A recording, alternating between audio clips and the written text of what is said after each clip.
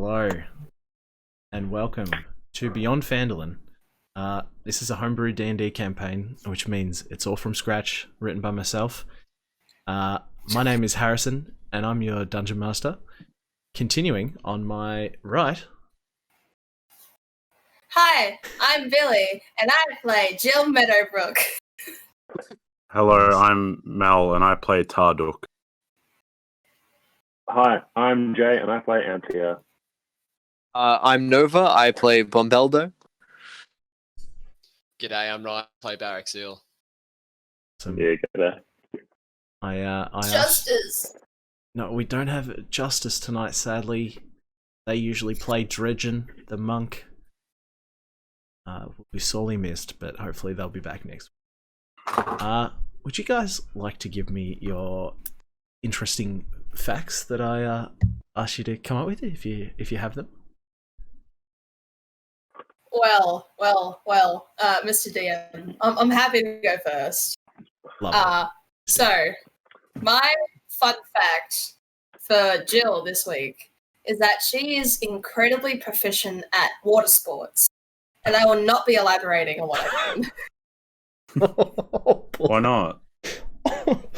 Oh man! See, if you don't elaborate, that might come into play in this session.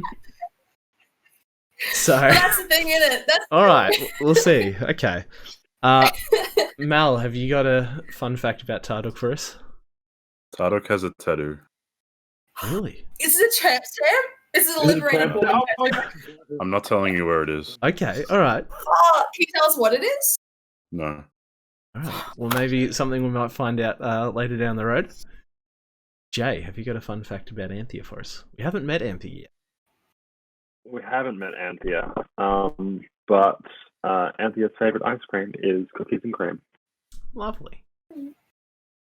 Awesome. Piggybacking off the wholesomeness, Bombeldo in his youth used to microdose shrooms for the health benefits. Sure. Great. No, Wait, that's- you said wholesome. I completely believe that. That's fair. Alrighty, Yeah, makes sense. Ryan, have you got one about Barrack Seal for us? Yeah, Barrack Seal actually has a side hustle. Because he has wings that are super big, they obviously shed fairly often. And so he has his own pillow making company. Right. Oh, Does the pillow my God, that's- making company have a name at all? No, not yet. Okay, He alright. just kind of gives it to people it's who are very making pillows. underground. Underground. Yeah, fair enough. You don't want too many people to know. Yeah. And that's what I call a retirement plan. Alrighty. Cool. I'm gonna pull up and we'll start it soon enough. Alrighty, let's get some. Let's set the mood. Careless Whisper starts playing. No, not that kind of mood. This session is Right. just an orgy. Everyone hear that? Just? Yes. I think it's quiet to start with. Alrighty, we descend on the town of Daggerford, a small farming town just southeast of Waterdeep. In the north of the town, a towering library with stretching windows sits beneath a swirl of dark clouds, seeming to center the building. Deep in the cold, dark depths below, a light purple tiefling sits cross-legged on the floor in the middle of a musty room. She's surrounded by open books that look far older than her. Several candles burn at the very end of their wicks as she studies and takes down notes in a book of her own. Footsteps can be heard approaching from down the hall. Now I'll give Jay a chance. Would you like to introduce Anthea to us? Sure. Wow, straight into it. Antia is a tiefling, like you said. She's in mismatched amounts of armor. A lot of it is the wrong size, like the gauntlet is far too large, and etc. She has a small pink butterfly, which is kind of flapping around her shoulders. That's made of origami.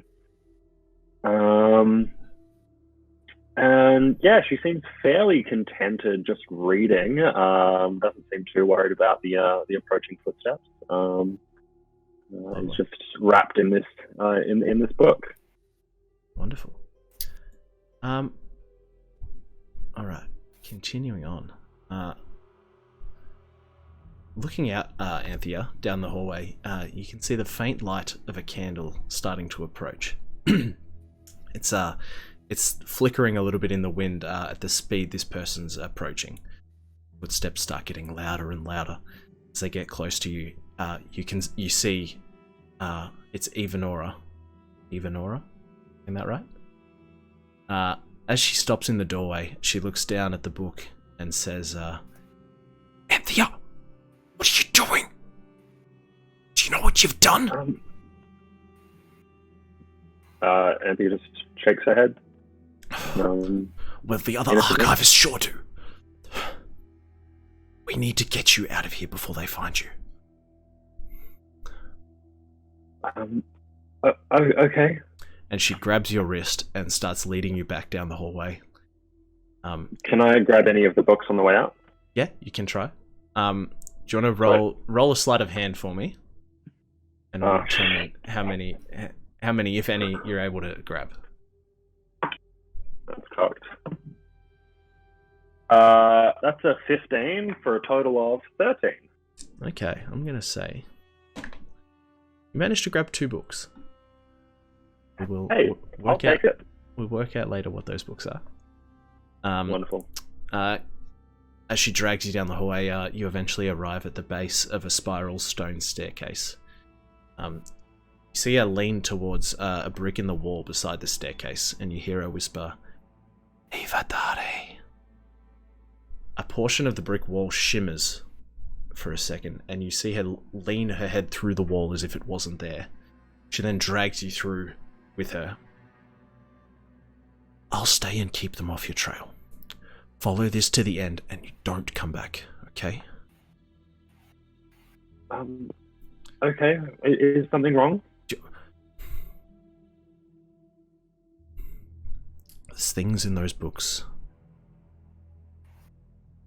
that you weren't meant to know.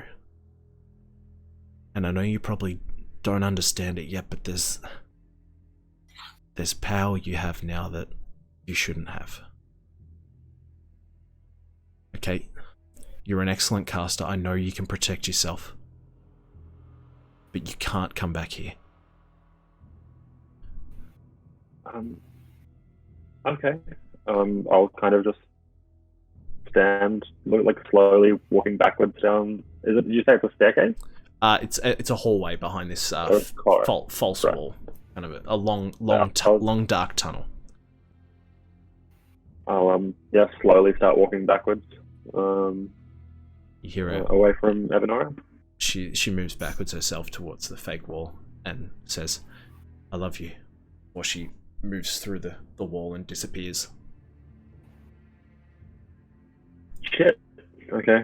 I will hold out my hand and I will scoop up Mischief, my little pink polecat.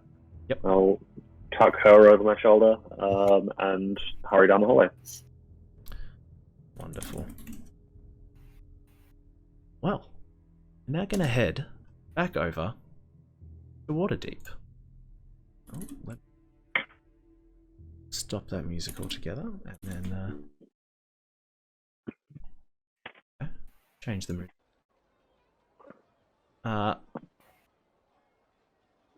Last we left our adventurers, would you guys like to give us a quick recap of what happened last session for everyone who missed it?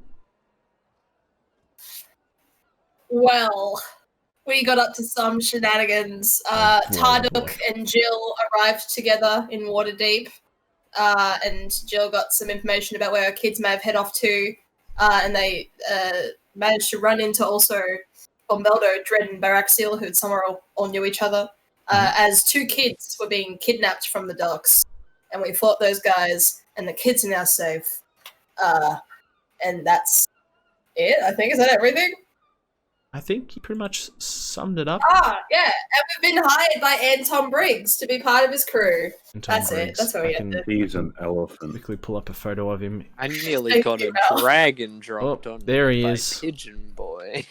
He is, if I can remember, he is the D&D equivalent of an elephant kind of human. A Loxodon. Loxodon, that's it. I was Thank you about very to much. say Loxodon. So welcome. And yeah, he's hired you as his crew for the ship. Now I'm gonna ask people in the chat who are watching if you'd like to chuck some names out for a name for the ship. Love to hear your suggestions. Did we get like SS Amnesia as one of We them? did. Sorry, I Oh completely yeah, forgot. you had a name from last. Yes, the ship is called the SS Amnesia. So kicking off right where we left off, Anton says to you, "Wonderful. I'm glad you'd like to come on my ship. I do think we'll need some extra crew. That's not Billy. What did Mal do? Oh, I'm glad he wants to come on my ship. Stop. what are we, 5 minutes into stream? I didn't take Damn long. it! Anton says,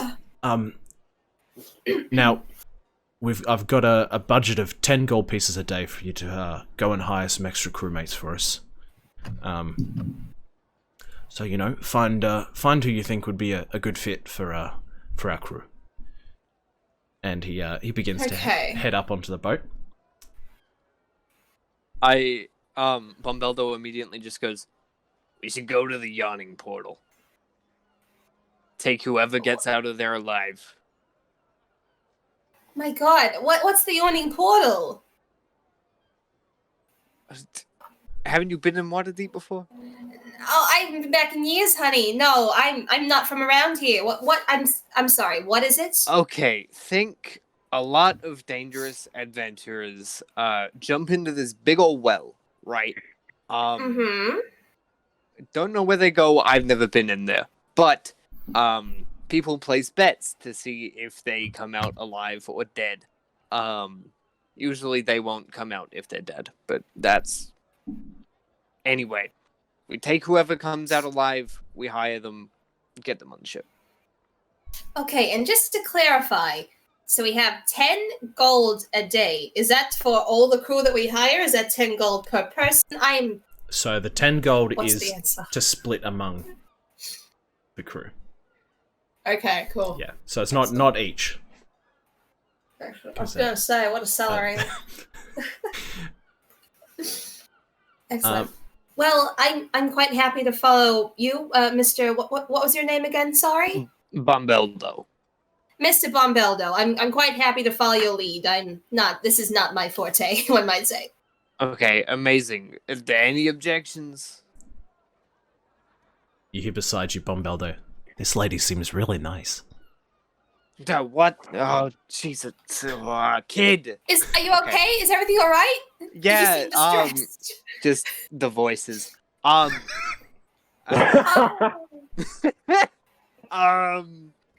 Jill is not going to look further into that. Gotcha. Yeah. Okay. Awesome. Yawning portal. Pigeon Man. You remember how to get there? No. No. Okay, amazing. I think I know my way around. Okay, no worries. So you're going to lead the way to the yawning portal? Yep, we're gonna scuttle our way. Okay, wonderful. Let me just pull up some tavern ambience.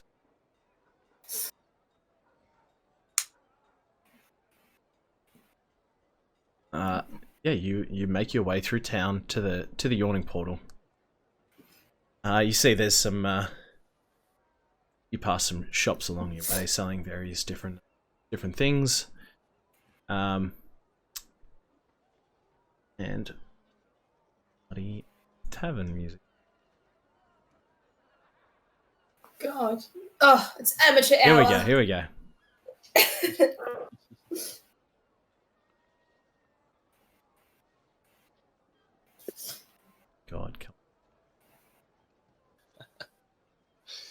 Just, you know, pretend toss a coin to your witches playing.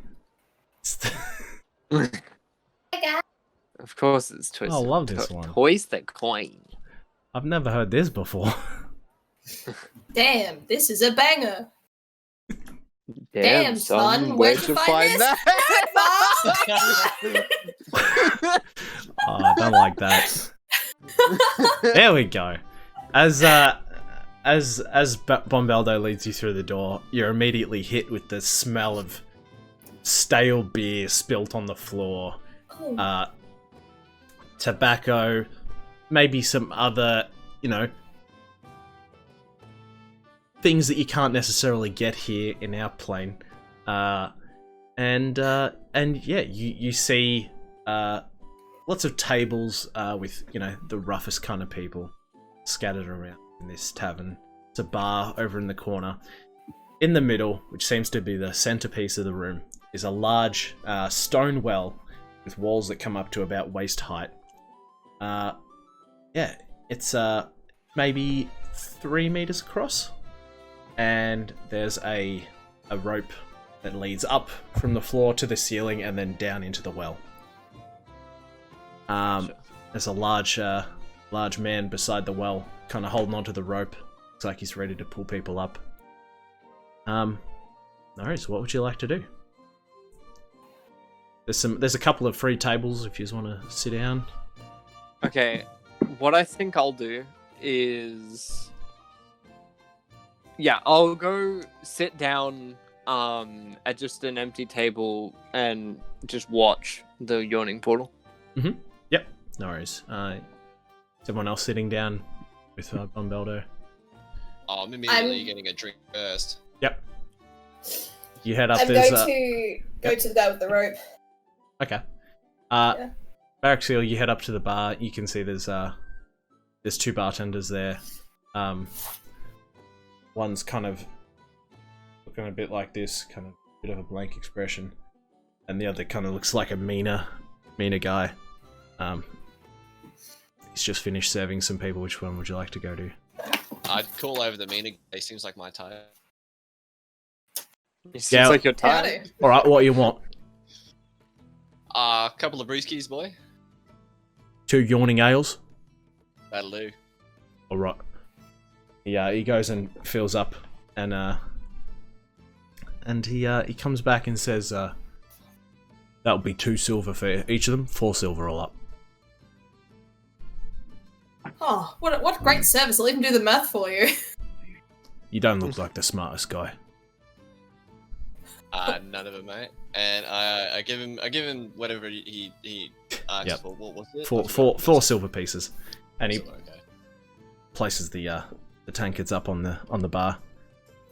Yeah, Yawning port ale. That's a good one, Jay. Well done. Takes a Oh, swig. so Yeah, Jill, you head over to this quite large guy holding onto the rope. What would you like to say? How tall is he? He's probably getting up close to 7 foot, I reckon. So you'd be like Howdy. just past his knees, I reckon. His knees! Holy shit. Yeah, you're 2 foot I'm 2, good. right? Yeah, some shit like that. That's crazy. Oh, I'm like double your height. Yeah, my Jill god. is small. Tiny. Radio. I'm gonna jump up and try and tug at his sleeve, like, excuse me, sir. He kind of doesn't notice you Do for I a get- second, and then oh, hello, He little swats lady. me like a fly, and I go into the yawning portal. You give me a kick. He crouches down, so he's actually quite close to Oh, to that's eye level. condescending. He's got the hands on his knees. It's like the how not to talk to short Yeah, people yeah, thing. exactly. He goes, Oh. what can I do for you? Oh, I'm sorry to bother you. You do look like you're busy. I was just wondering, this whole portal business, has anyone come out today, or? Oh, we had a couple people come out today. They're not here anymore. I think they took their winnings and have left with their spoils. Oh, that's a shame. There's a few people we're waiting on still, and he kind of points up at the board. You see, a list of names, and he says, "Oh, I reckon we might get some come out in the next half hour, maybe." Okay, lovely. Look, when they come out, would you mind sending them over to our table? We're just in the corner. We just like to have a chat with them, is all. Just which one? Yeah, just over there in the back. You can see. Bombaldo lifts his hand and He stands back up. He stands back up so he can now completely see. And he's like, "Oh yeah, okay, no worries, will do." Yeah. Oh, thank you, dear. And he goes back to holding the rope, doing his very difficult job right now. Yeah. I'm gonna walk back to the table, just kind of muttering to myself, just like, God, some people act like they've never talked to a halfling before. You're sitting back down now, and you're sitting around for maybe 15 minutes before you notice that the rope you see it jolt a few times, and you see this big guy start yanking like this, pulling the rope up, and you soon see two goblins holding onto the rope come up, and the big guy holds out a stick with a long hook and pulls the rope in so they can hop over the edge of the well, and you see the two goblins kind of kiss and they hug each other, and then walk over to the bar, and you see the big guy kind of stop him real quick, and you see him talking to him for a second, then he points over towards you guys. I'm gonna wave very enthusiastically and hope they can see me above the crowd. They kind of just see you and wave, and these two goblins come walking over. It's a male and a female goblin. The female goblin is looking quite cheerful and happy, and the male is, he's a bit grumpy. She says, "Hi, how you doing?" Hello, my name is Jill. It's good to meet you. What was your name? Oh, I'm Aki. This is my husband, Taz. Aki and Taz, it's lovely to meet you both. These are my friends. Now, we've recently come into a position where we're looking for some crew, and we've just seen you come out of that portal. Oh my goodness, well done, first of all.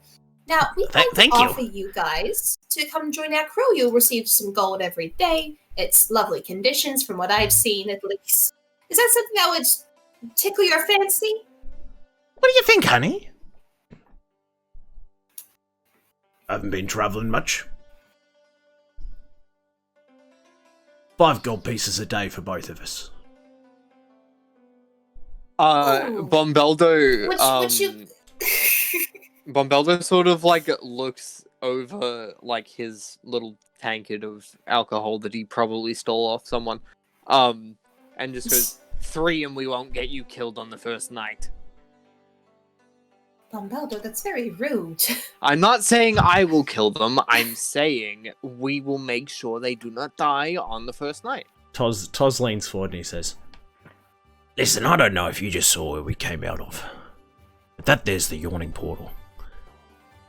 Not a lot of people go in there and come back out.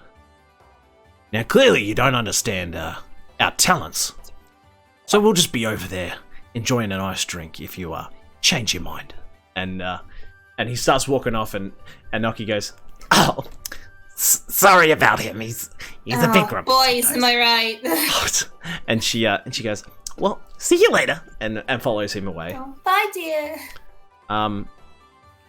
Another maybe 20 minutes pass, and you see the rope jolt again, and this big guy pulls the rope up, and you see a female half elf holding onto the rope, just her by herself. Comes up and he pulls the rope over, and she hops off. Bombaldo immediately clocks that she just came up out of there on her own, and just goes, "That is a half elf who just got out of there on her own. We're taking her." You see that. Well, would you like to lead these negotiations then? I mean, hey, I may as well, right? You see the big guy talk to her for a minute and then point over, and she comes walking over and goes, "Hi, how are you doing? He said there was some work going." Okay, we are looking for a crew. Not a pirate crew as such. You will be working on a pirate ship. We have some gold that we can offer you every day. It'll be lovely couple, however long of adventure. Okay, where are you thinking of traveling around? Do we have that information yet? Or? At the moment, I think you were talking about going to the Whale Bones. Oh, yeah. The Moonshade Isles was the main one, I think. Yeah. Okay, so yeah, you heard of the Moonshade Isles? Oh, yeah, I've heard it's quite lovely. I've never been myself, but that sounds quite nice. Beautiful cruise straight through there. Okay. Should be easy sails. Yeah, 5 gold pieces a day, and I'd come with you. 5 a day? Yeah. Easy. Okay. Great. My name's Neva Newberry. Amazing. Some people call me the Unseen, but just Neva is fine. You a rogue?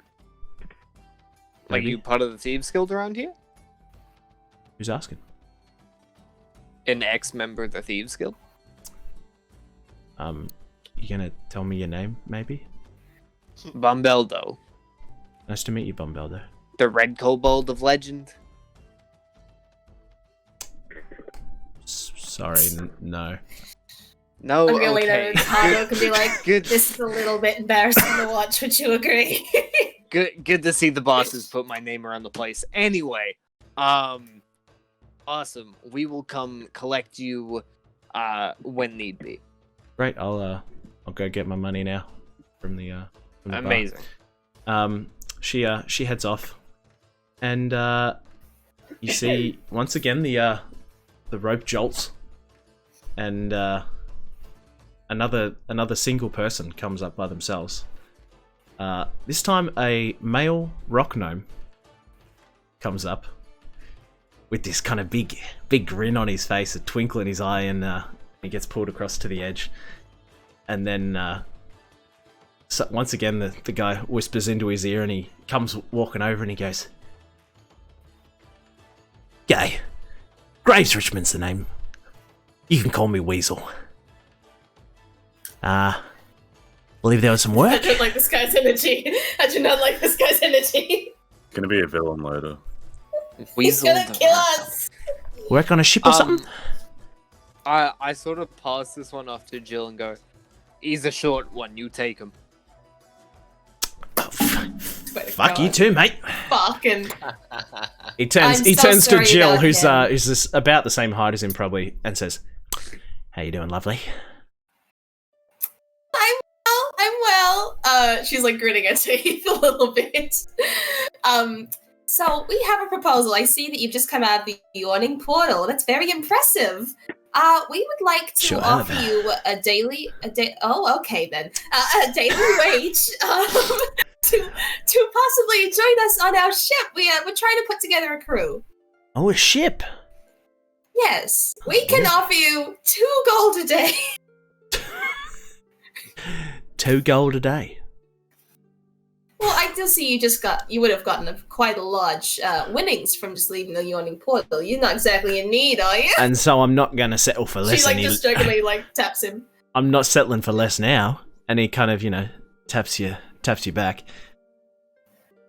Yeah. I won't work for anything less than 5 gold a piece. 5 gold a day. And he grabs Baraxeel's drink off the table, has a swig, puts it down, and goes, "I'll be over at the bar if you need me." And he turns around The lick! and The walks lick! As he turns around and starts walking, Bumbeldo just spits on the ground that he was on. You see, he notices it, And you hear him laugh and kind of flips you off as he's walking away. Okay, in character, I hate this guy, but Billy is obsessed. I want it so bad. So that was Graves Richmond, or the Weasel, or just Graves Weasel. Richmond.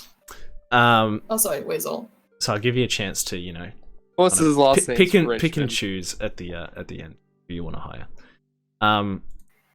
The rope jolts again after a little while, and this time 2 male humans come up. One of them is pretty average height, bit slim, and the other is big, broad shoulders, almost as big as the guy hoisting up the rope. And the guy whispers to him and points over, and they come walking over. And the thin guy who's he's a little bit older, maybe in his 50s, says, "How you doing, Big Leg Jackson?" I kick Bombeldo and I'm just like, "They're tall, you can have them." It's kind of like. Wait, sorry, what did you say? What race he was? They're both male humans. Okay. And he says, "Name's Pegleg Jackson. This is my buddy, Farley Blue Eyes." Pegleg Jackson. Oh, Blue Eyes. Farley Blue Eyes. White Dragon? No, I'm kidding. He kind of leans down a little bit with his hand out and says, "Hello, I'm Farley." Good evening, fellas. You notice he does have blue eyes. They're complete, like this solid light blue. Ooh. Like even the whites? Yep. Whole eye is white. Sorry, not white. Is light blue. I was gonna say he's blind then, but yeah. He holds out your hand for a while, and then takes it back if you don't shake. Oh yeah, no, I shake his hand. Okay. I shake both of their hands.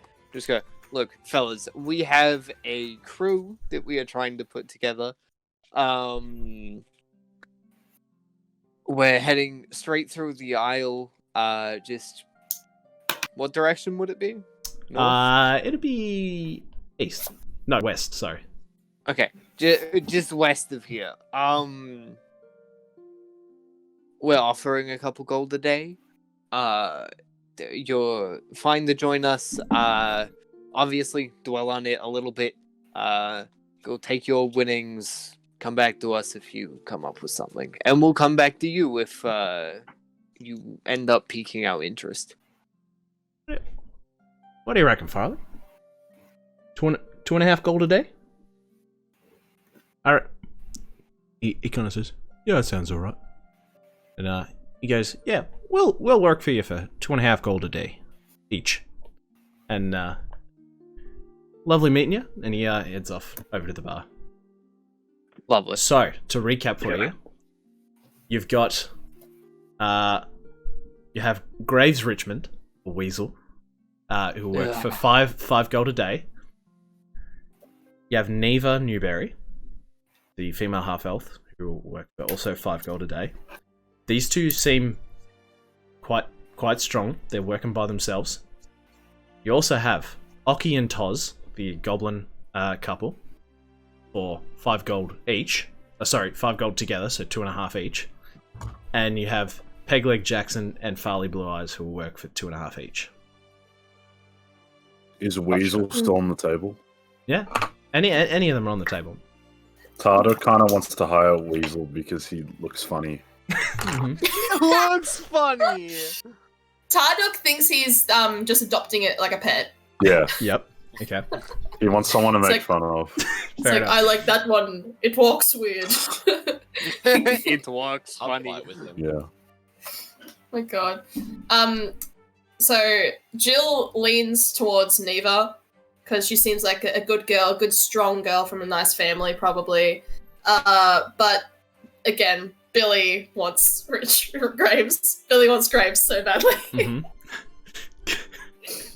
I mean, Oh my god. Bombeldo being the ex thief immediately gravitates towards the half-elf Neva. Mm-hmm. And then the other two, what are their names? So there's Oki Blue and, Eyes and Oki and Pegleg. Toz, and Pegleg Jackson and Farley Blue Eyes. Yeah, Pegleg, Jacqueline, and Farley. Also leans towards them because, like, you know, good lifting boys. Yeah. Okay. What do you reckon? Apologies, Jay. We will get to you very soon. Oh, no, I'm living for this. Ryan, did you have an opinion about who we should hire? Look, I was a fan of Neva. Everybody else I wanted to fight because I just didn't like their attitude. Okay. That's So I understandable. feel like we're all agreeing that Neva is a good choice. She is a good investment. And I think, she seems quite strong. She's like 5 gold a day. I think that's reasonable. It's just a matter of who else will take the rest of that 5 gold a day.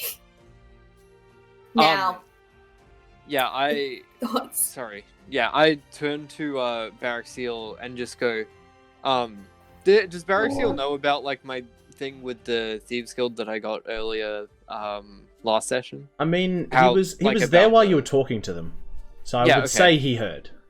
Okay.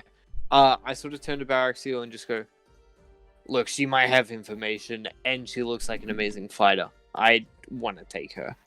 Well, that's the reason I was thinking about it too. So Neva's sounds like a definite yes. Yes. Naves is a yes. All right. So 5 gold left.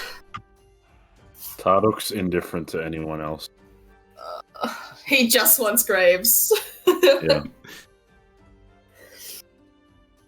I want Graves as well. I want to see Harrison keep playing Graves. I think it's so funny. This fucking manic look.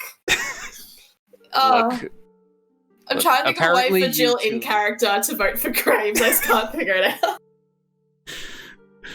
look, if you guys really want that Graves guy, I guess we're gonna have to deal with him, but I feel like that Mr. Peg and the blue-eyed fellow would be... How about this? In Phenomenal regards to Graves, choices. Graves the weasel thing, yeah?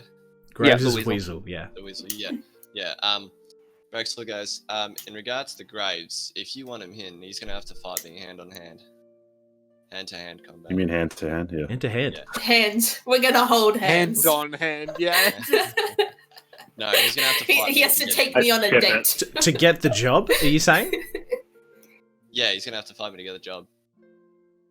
Hey, look, I'm I don't happy know to whether watch he wants that. it that badly. Look, this Graves fellow, he's something else, but I suppose he does seem to be a very strong fighter. If Baraxiel wants to fight him, I'm not saying it's something I wouldn't want to watch. I'm just throwing it out there. He's a strong fighter and definitely a strong personality. Yes.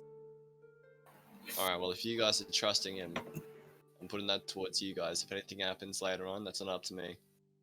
Look, if we Okay. make it off of that ship alive and back into fucking and back into Waterdeep, I am not taking him back home. Agreed. Neither. No. I mean, I don't think he'd come home with you. I think he'd just stay in Waterdeep, but you know. But he gives me the vibes of Like, he's gonna that go, dude from- So, can I stay on your couch, you reckon? Yeah, exactly. Like Yeah. that and the other dude from Flushed Away. Oh, fuck. Those are the vibes I get from him. Danger's my middle name. Oh. Far out, bro. Yeah, okay. My vote's for Graves. I love Graves. Same. So it sounds like That's two. Graves and Neva. Yeah. Yeah. Yeah? Yeah. Bombeldo sort of just reluctantly goes, look, fine, if we have to take the rock gnome, we're taking the rock gnome. Just think, you could use him as a projectile if push comes to shove. That is true. Big I mean, words looks from like someone he who's could take 2'2". quite a few arrows. I mean, hey, we could use him as a kamikaze. We'll put Jill in his Jeez. backpack. We'll throw him into battle, and then Jill will pop out. And Pop goes the weasel. Anyway, Alright. yes, Pop I believe goes the those are our weasel. decisions. Oh, On goes wow. the weasel. Oh, shit. Oh, I can't no. What believe have I we've had done? Graves for less than 5 minutes and he already has a signature move. Okay, so you're heading over to the bar being cannon fodder. to tell Neva and Graves? Yep, sure. Yeah. As we go out, I grab Graves' drink and then finish it in front of him. The one that he stole off you. Yes, exactly. He goes, there's a lot of backwash in that one. So, I hate him. so I'm guessing you've decided to hire me, have you? Yes. Well, that just makes us family now. And he pulls you in and hugs you. He has a bit of a funky smell to him. I thought so. He goes, I'll just be going to get my things, and I'll meet you down at the docks. And he he slinks off and exits the yawning portal. You see Neva sitting at the bar.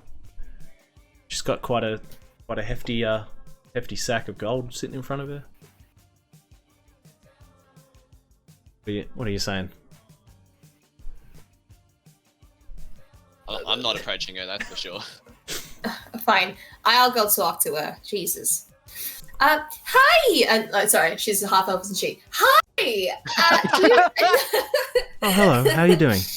I'm so well. It's lovely to see you got your reward, so totally deserved. We would Thank like you. to offer you 5 gold a day to come with us and be part of our crew on the ship. Wonderful. That sounds excellent. I'll be going to get my pack up my things and I'll meet you down at the docks, I guess. Lovely, Amazing. I will meet you there. Okay. Bye, Wonderful. bye, Neva. Lovely to meet you. Bye. Bye. She walks off. Great. So you got some hired crewmates. You also have quite a bit of gold since last time because I fixed up how much gold you'd have starting level. Would you like to go and spend some gold? Yes. Yes, please. We're looking for some, some 743. What the hell? yeah, you got a bit of money. I love being rich. Do we want to go to a store? Yes. Yes. Yeah, sure.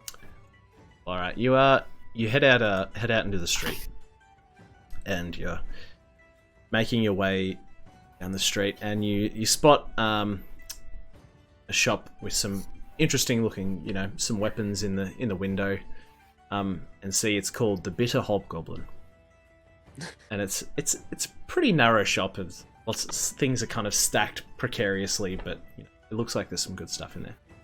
The guy who runs it is a hobgoblin named Noah. Yeah. Oh, I wish that would have been such a good opportunity to get him in as an NPC. That's so great. While you're looking at this shop, Baraxiel, you notice down the street, further down the street, maybe 60 feet. You The see dragon carcass. You see two. No. You see two city guard, dripping head to toe, absolutely drenched, holding What? in water, just Okay. completely saturated. Oh no! Blood. Could you imagine just blood? Fuck. Yeah, I did. One is holding a piece of paper that has a roughly sketched drawing of a face. It looks a bit like you. Some good eyes, don't I? Wait it down. 60 feet, you can see it. I kind of nudge Bombelda and I'm like, can you just look over to just for me and just tell me if that drawing they're holding looks like me to you? Because I don't know really. Mirrors aren't my thing. I sort of scuttle back and just go, oh yeah, that's a picture of you. No, Bombelda, you also recognize these two city guard. They're the ones from the city gates that Araxiel commanded to jump over into the water. Yeah, okay. I just go, yeah, that's why a they're wet. picture of you. And those are the guys we threw into the water. Okay, Oh yeah. you I just get told them right away. inside. I'm gonna go hide under a table. Yeah, I- Bombelda, you hear your son kind of he grabs you and he's like, "Come on, let's get in the shop quick." Yeah, I'm like, okay, look, we're going in now. Come on. Yeah, look, fair enough. We do rush into the shop. There's a little ring of a bell as you enter. You're immediately hit with the smell of incense burning. You see it over in the corner. It's a little one of those sticks like on it. But the smoke coming out of the end of this incense is kind of glows a bit, and then you see it turns into a little dragon made of smoke.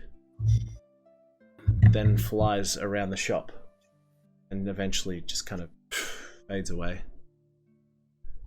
Pretty cool.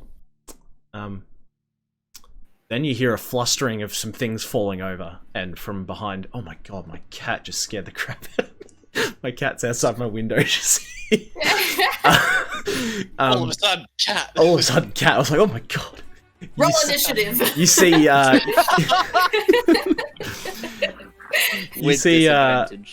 you see round the corner behind the front desk you see a female tiefling. She's looking a bit flustered. She says, "Oh, hello. How can I help you?" Oh, dear. We were coming to have a look and see what kind of magical objects you might have. Oh, magic items.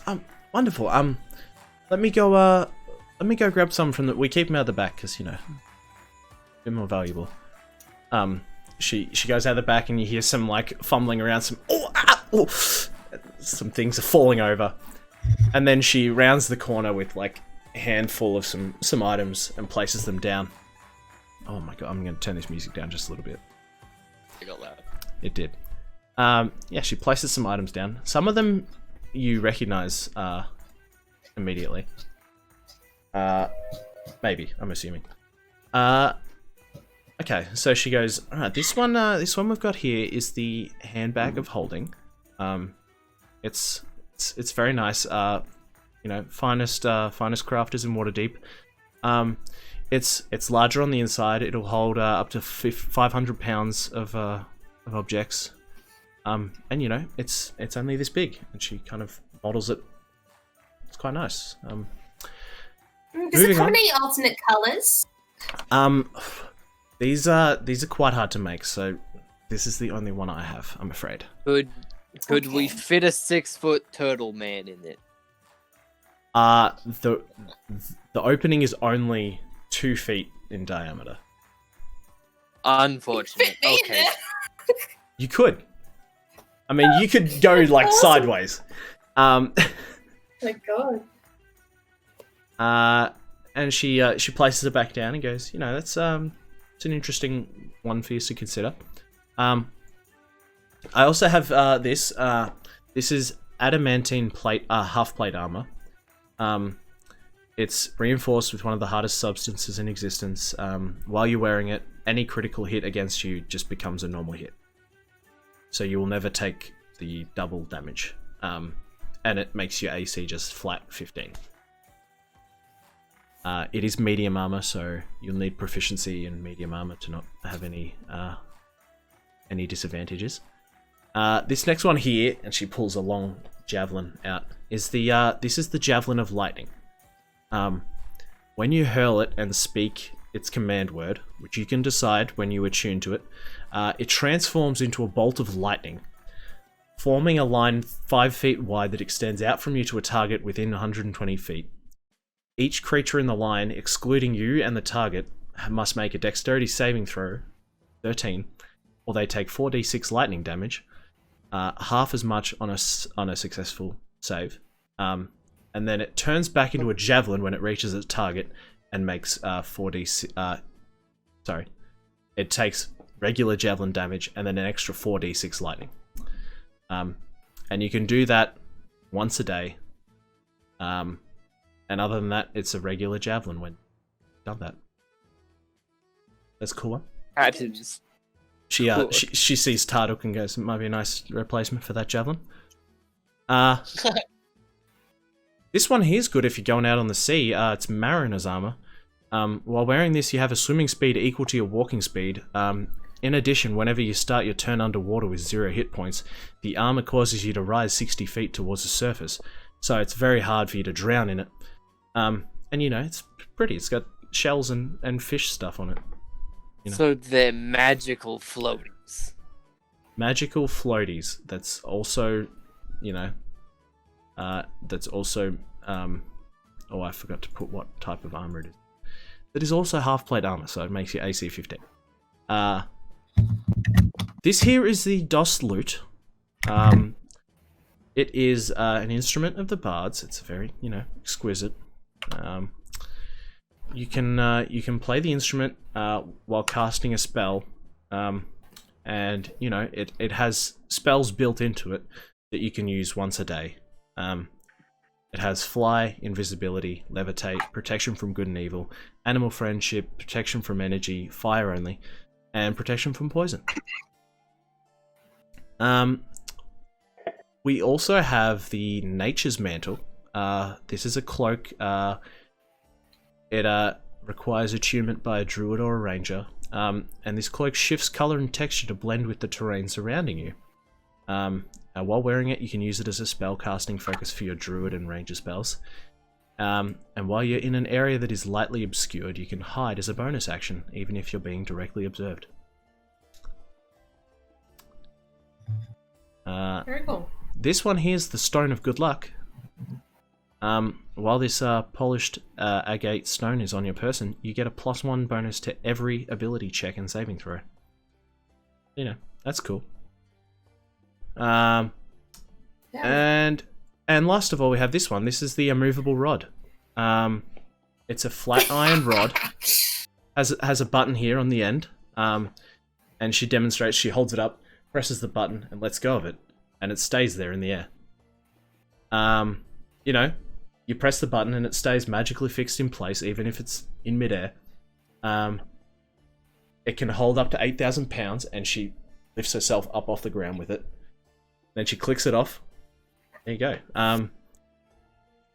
It takes a really high strength check to move it, and even then you can move it only 10 feet. So there's that one. That's all I got. They're all 500 gold each. Very, very... They're uncommon magical items, so they're pretty powerful. What do you think? Anything suit your fancy? Can you tell me about that javelin again? Yep, so it's a Javelin of Lightning. Yes. You basically throw it at a target within 120 feet. Every creature in a line between you and the target has to take a 13 dexterity saving throw, or they take 4d6 lightning damage, or half as much if they succeed. It turns back into a javelin when it hits the target and does a bit of extra lightning damage as well. And you can do that. You can do that special ability with it once a day. Okay, I'll buy it. Yep, great.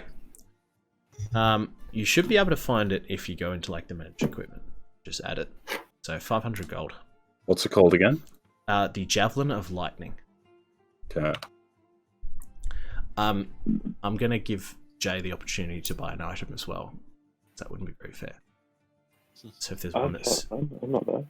suits your fancy, Justis will get one as well. Do I need to manually... Oh, yeah, I do. Find it? Yeah. Do I need to manually remove the currency? Yeah, you will. Yeah. Anyone else Easy. got anything they got their eye on? Bombeldo just goes, that little loot thing you The have. DOS loot? That. Would you happen to have that in like a pan flute? It's a strange request. Hey, let me she you see her, she says some words and moves her hands. And you see the loot magically before your eyes shrink down and turns into a pan flute.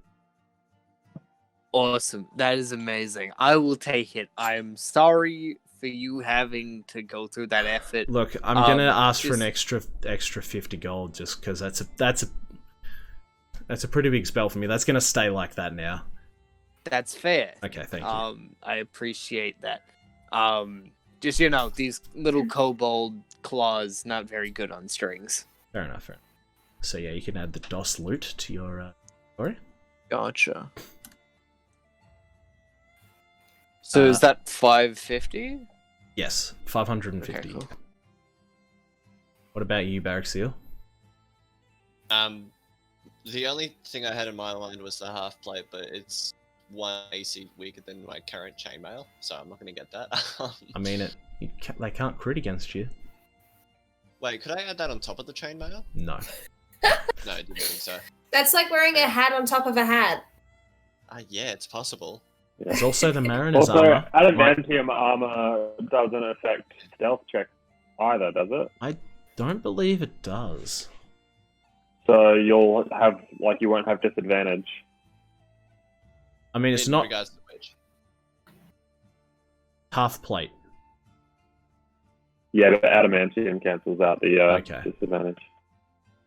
What's the which Like a light Mariner's and armor shit. was it? Pardon? Which Mariner's armor was it? So the Mariner's armor was half plate as well.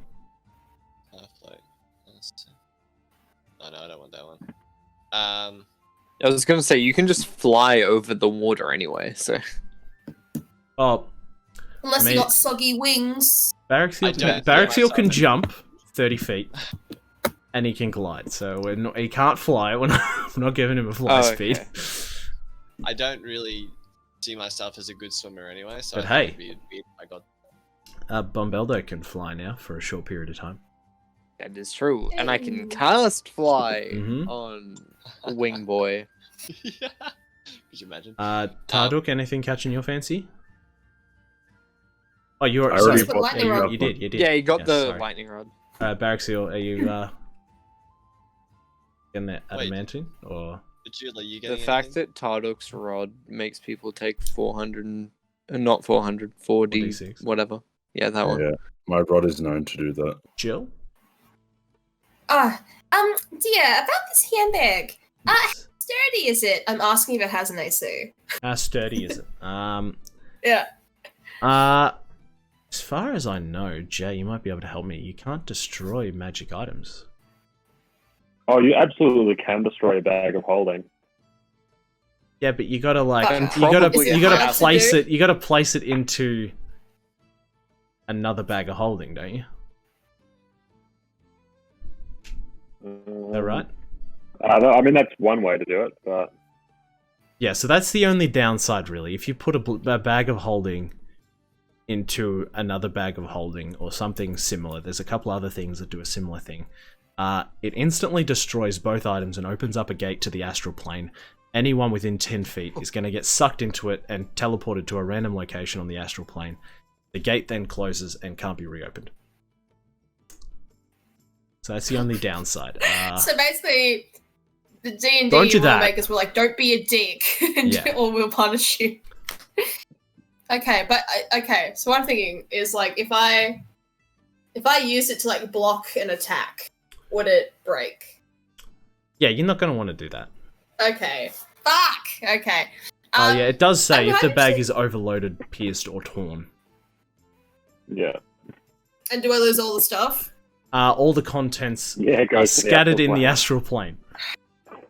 But you I can don't turn the know. bag Oh. inside out, And what about what? Yeah. and all of its contents come out unharmed.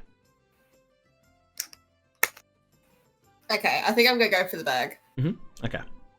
There's 500 gold. Lovely, lovely. And you'll be able to add the bag of holding to your inventory, and it'll say the. Thank you, Legend. Yeah, I'll grab that half plate. I've Adamantine? Yeah, I didn't know the chainmail was like, disadvantaging my stealth. Okay. No worries. Cool.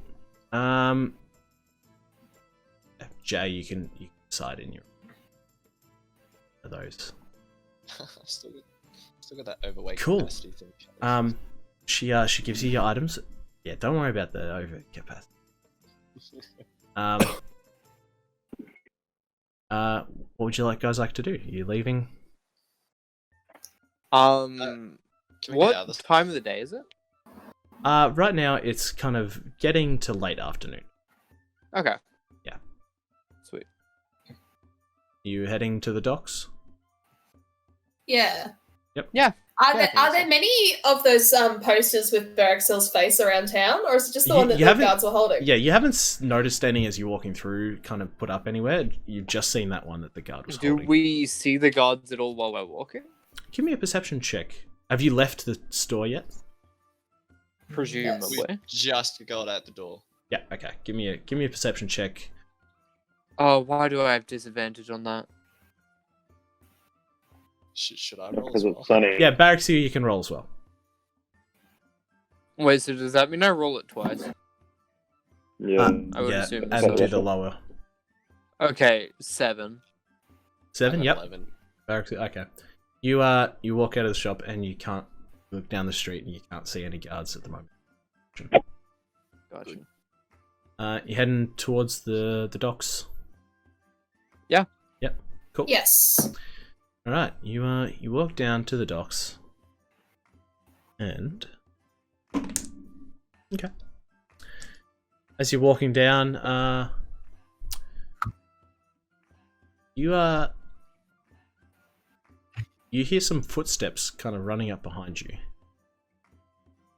and Harduk, you feel a knock on the back of your shell. Oh, It's a soft knock. let me in!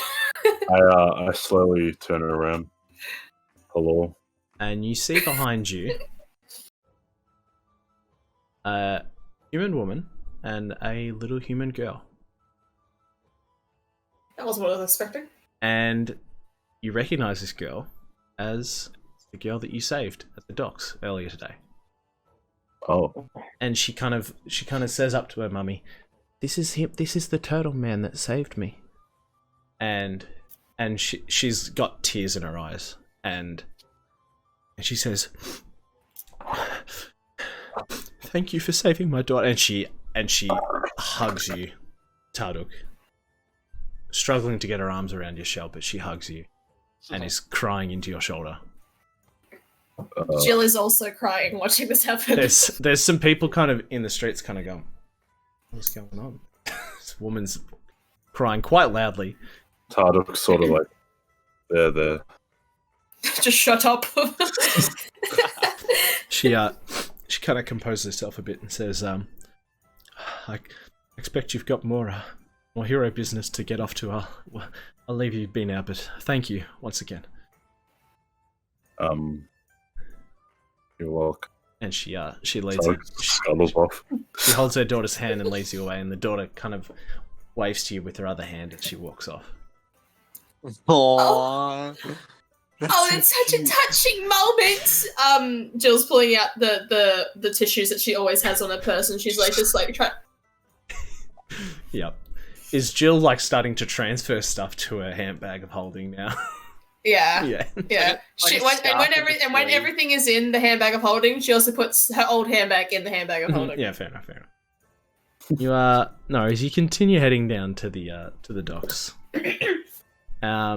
As you arrive, you see now a large ship, and standing at the top, you can see Anton Briggs. He locks it on. And standing around the docks, kind of looking a bit unsure, you can see Neva and Graves.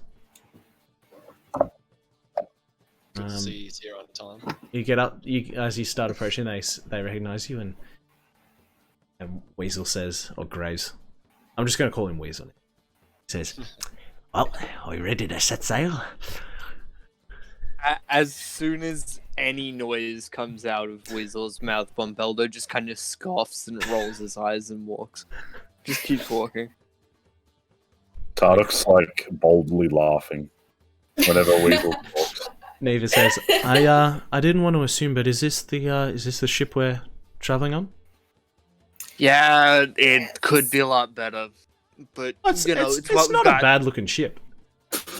It is pretty nice, not but looking- I've seen better in my life. Changes his attitude. Ooh. No, I've seen better He's in like- my life. It could be worse. It could be better. Either, please. I'll tell you. I'm sorry we don't have the perfect.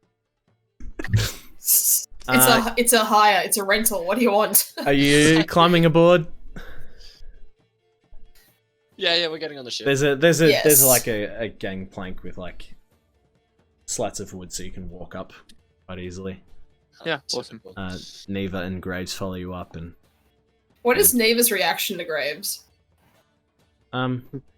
Utter disgust. she doesn't seem to be, paying too much attention Okay. at the moment. Yeah, Antum welcomes you aboard. I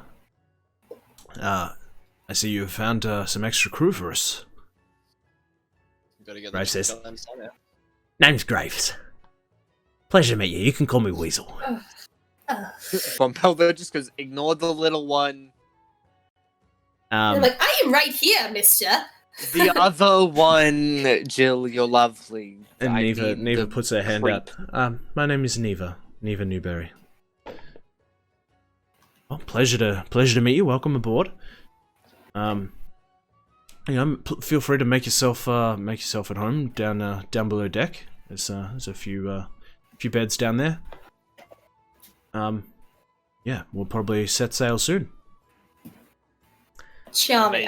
It's been so long since I've been to sea. I went on a cruise a few years ago to Wilbur. It's been a while.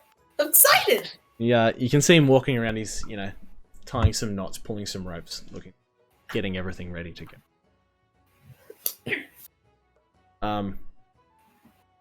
He says, you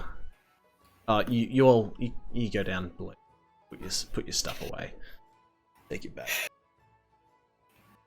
When you come back up, he says, now we need to decide on some roles on this ship. I'm obviously the captain. We need to decide who's going to be the quartermaster, the first mate. They'll be second in command. Responsible for enforcing rules. They'll also be the one who decides on splitting the booty that we acquire. And you immediately see Graves' eyes light up at the mention of in charge of splitting the booty, and I'll do it. I'll be happy to be first mate. I'm going to whack him with my back. Oh, joy! What are you... Jesus. I think my camera. Just Oh. Yep, the camera's frozen, Bill. And I can't even turn it off to fix it. You're super swag right now, so If you turn it off for a Yeah. minute, it should come back. yeah, we'll all refresh in the same position anyway. So am I allowed to? Is that okay? Yeah. Okay, cool. I didn't want to get in trouble. Oh, what are you done? No, I'm joking. Oh, yeah, no. There we go. Oh, okay, here I come. No, here Oh. we are, we're good. Oh, good. Thank so good. I knew God. When it didn't come back, I was very concerned. We also need to pick someone who's going to be the pilot. The pilot is going to be the number 3 on the ship, after me and the quartermaster. You'll usually be the navigator, in charge of plotting a course for us and keeping us on track. I never I'm learned very how to good read at a map map. reading. Well, there you go. All right, sounds like we've got a pilot then. Oh, lovely. We also need a boatswain, responsible for the ship itself, making sure everything's in tip-top shape, ready for battle. You'll be in charge of, dropping and weighing the anchor, setting up sails, leading shore parties for supplies or repairs. Look, I'm pretty Billy's nimble. I camera could is still probably loading get in up the there. Stream, by the way, Pardon? Billy's camera is still loading in the stream. Yeah. That's right. It'll come on in it. Maybe. Look, I'm pretty nimble. I should be able to get up, do sales and stuff. That I'm happy with that. All right, great. We need a master gunner in charge of the ship's guns, the cannons, and you know, in charge of where the guns are aimed. I'll do that. Great, wonderful. We also need a chef, someone to cook the meals. Any takers? Not me. I think Dredd, he just seems to come across as a fellow who knows what to do in the kitchen. Oh, true. Okay, Yeah, no worries. He's a janitor. We can give him that job. I'm sure when he's not cooking meals, he'll have time to swab the poop deck, as we say. Noxus just goes poop. Now we don't have a quartermaster yet. We didn't cover that one. Yeah, no, it's not Graves. I'll do it. Wonderful. Okay. All right. Well, I think we're ready to set sail. He instructs now. The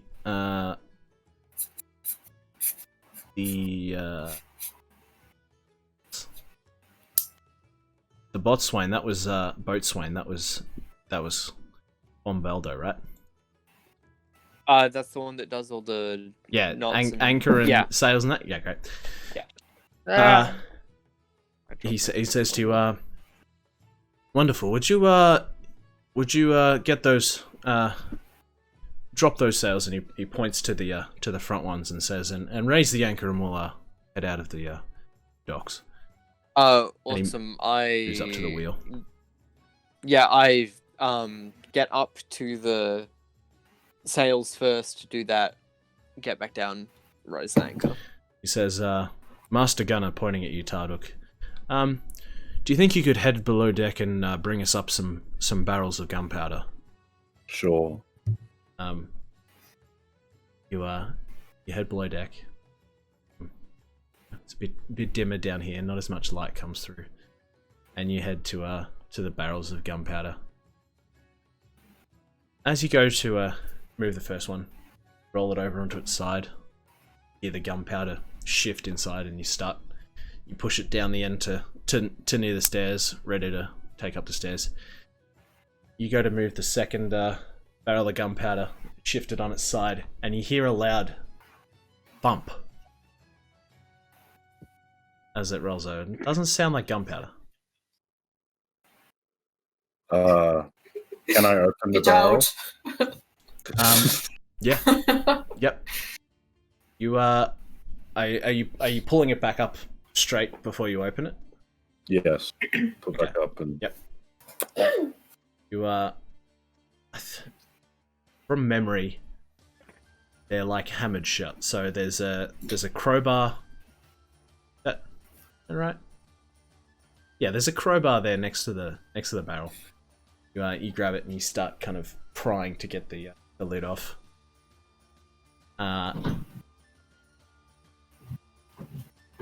Is anything happening as he opens the barrel? No, I don't think so. I think I'm just gonna. Would she jump out and attack, or is she... look up? Okay. You as you open this barrel, you see huddled inside a pink tiefling girl. She just looks up and says, "Ow." Tarduk closes the barrel. Just I close it up again and I go back up and. Yep. Okay. I close it. Yep. I go back up to the top deck and I tell How well do you close it? Not well. I just put the lid back on. Okay. Okay. And Anthony, you've had this barrel lid pushed back, closed again, and you hear him walking off. What do you want to do? You're talking to me. I will. Yeah. I'm gonna climb out, like push the lid back off, and then kind of stumble out because I'm super unco. And try and like hold his leg, just be like, "No, wait, please don't tell me out, please." I turn around. I'm like, "Who are you?" My name's Anthea, and I'm just. Please don't let anybody know that I'm here. I'm trying to get away from the shore. Tarduk is very conflicted because he hates having to keep secrets and stuff. Mm-hmm. And he's like, "Hey, I got one person who could probably sympathize with you, so I'm gonna go grab them." Okay. So Tarduk goes to the top deck and calls over Jill. Mm-hmm. Oh, dear. Do you need some help getting the barrels out? Jill, I need you to come take a look at something. Oh, okay. Yeah. I'm gonna pull him down. Yep. You know, I had this exact conversation with my boy Tybalt. You know, there's no shame in this if you have questions. Tarduk is following. Tarduk is leading Jill down, then he turns around and says, "What does Tybalt look like? Is he like a weird turtle?" Yeah, I was actually going to ask Harrison that. What do my kids look like? They're half turtle. I wasn't sure whether Wilbur was meant to be like their stepdad. I'd always been picturing them as full halfling. That's a good idea. Same. Okay, cool. Okay, so we found the TikTok recap moment. All right. Wonderful. Can I have attempted to hide behind more barrels while he's upstairs? Yeah, go ahead and roll me a stealth check. Are you guys ready for this glory? Disadvantage, -2. Oh boy. Oh, that's right. A -1. Only? Oh, no. That's man. impressive. Lovely. You knock over all the barrels. Okay. Like dominoes. Yeah, so Tarduk, as you lead Jill down below deck, you hear this like thudding as all the barrels knock over, and you just see kind of huddled there Anthea trying to hide, and all the barrels have tipped over. I turn around to Jill and I'm like, I was gonna have some trouble finding this person, but it seems like they're just there. So yeah. So we have a stowaway. Hello, dear. Tarduk, is this a friend of yours, or? I just met her. Okay. What's your name, sweetie? I'm Anthea. I'm trying to get away from the shore. Please don't sell me out.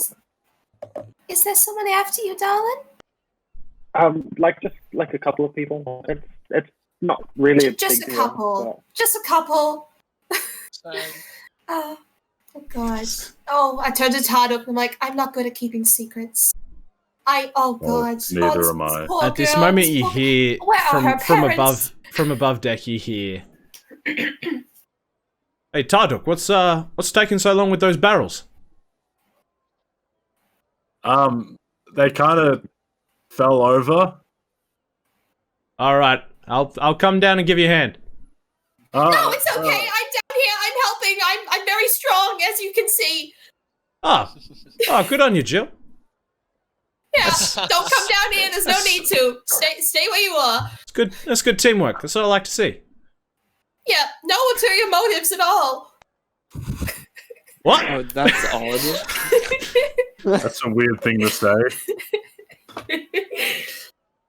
Have we set sail yet? At this point, you're moving kind of out of the bay of Waterdeep, so you're still okay. You're not out on the open ocean yet. You're just kind of moving out towards it. Yep. Okay. You're away from the docks at this point. Okay. Okay, I'm gonna You don't have to keep the secret for long. Just like a day or so, like until we go to the shore. Okay. I'm gonna turn to Tarduk and like, well, do we tell the others? Do we just keep it from the captain? Like, I don't know what do we do? Oh my God! Oh! And like, yeah, she's just getting a little bit lightheaded. Jill does not know what to do in this situation. Tarduk's like, how about you watch her right now? I'm gonna bring the gunpowder upstairs so that Briggs doesn't get suspicious. Yes, good idea. We'll figure it out from there. Okay. Okay. Okay. How big is Anthea in comparison to me? I'm like 5'4", so like double your height. Okay. A little bit Okay, over. cool. I'm going to cross over to where you are. I'm going to take a seat next to you, and I'm going to pull out some wet wipes and just start like rubbing at your face. Like, oh God, you're so dirty. Oh, you poor thing. That's she just let it happen. Sick. Sorry. I suppose that close as well, you'll notice that I have like a polecat on my shoulder.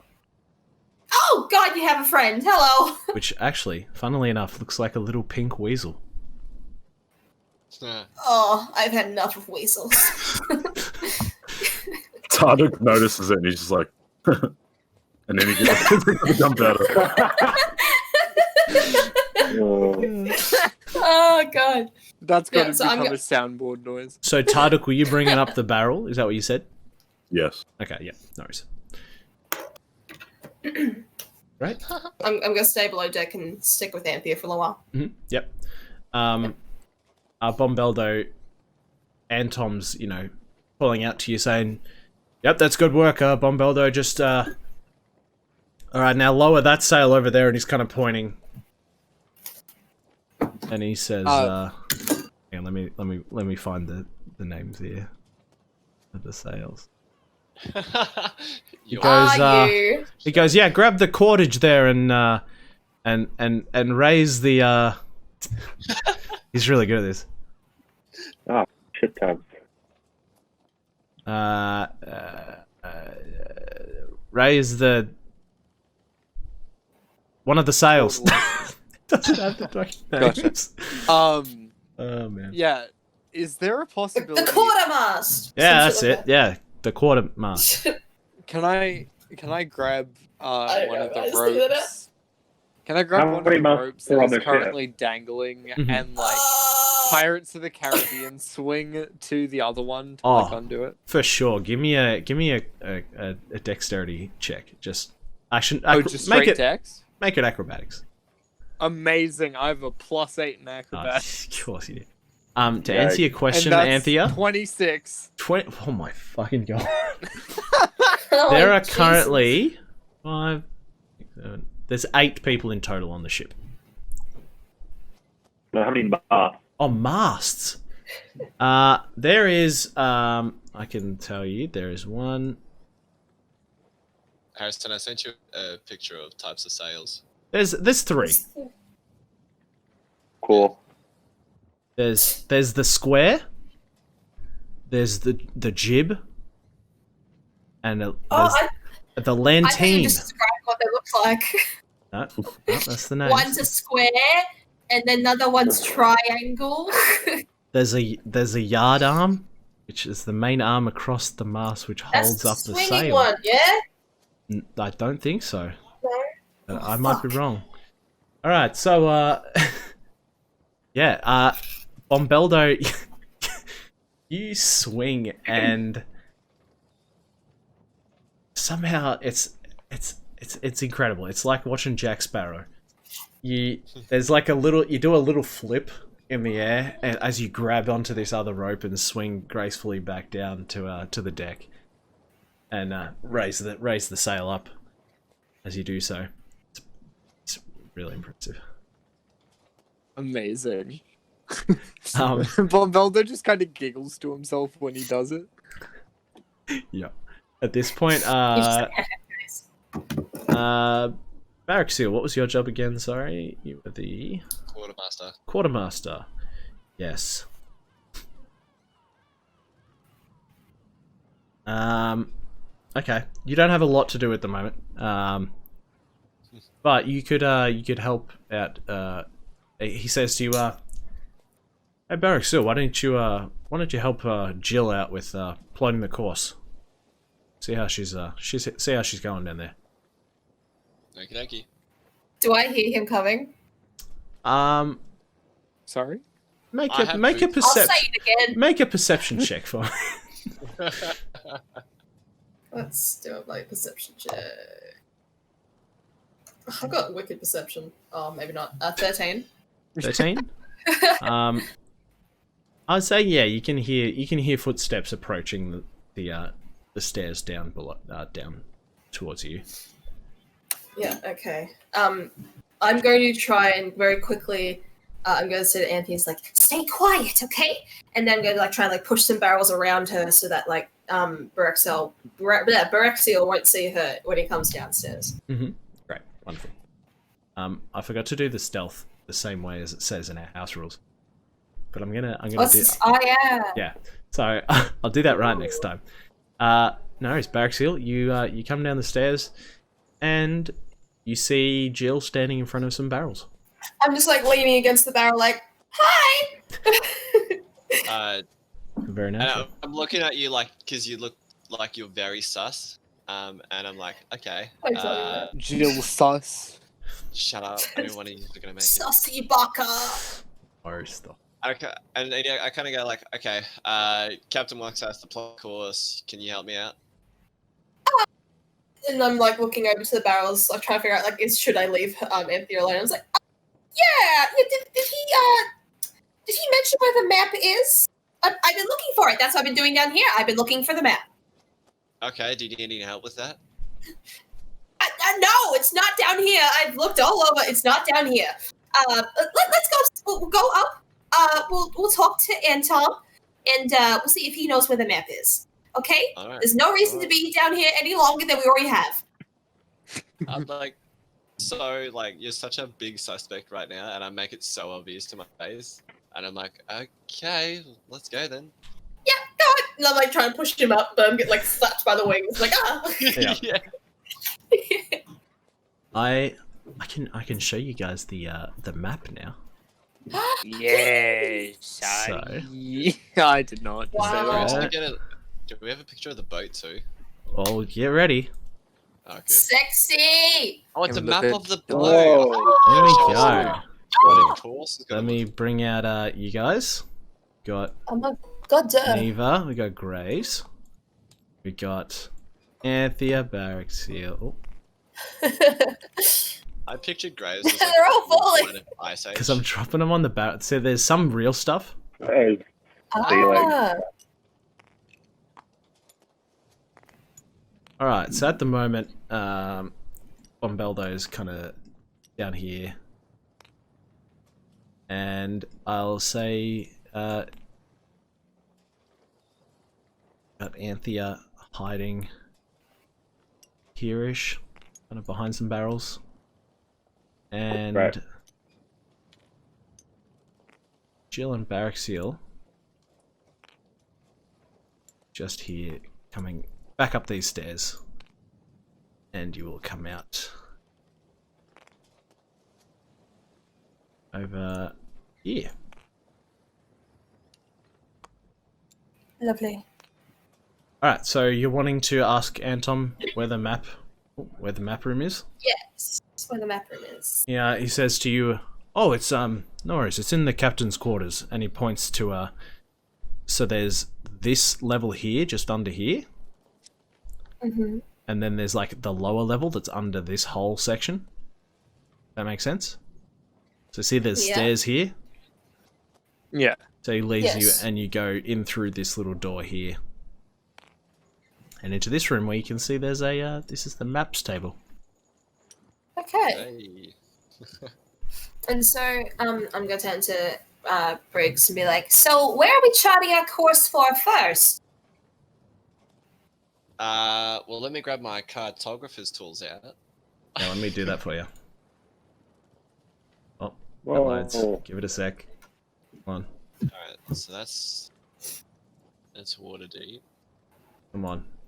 A lot higher res in this, I promise. Yeah, okay. I'll believe that one. swear. I Come can't just on. do it anyway. Billy, how come I can't see your video on Discord, but I can see it through Harrison's stream? Oh, there That's we go. really weird. There we go. Marcus- Alright.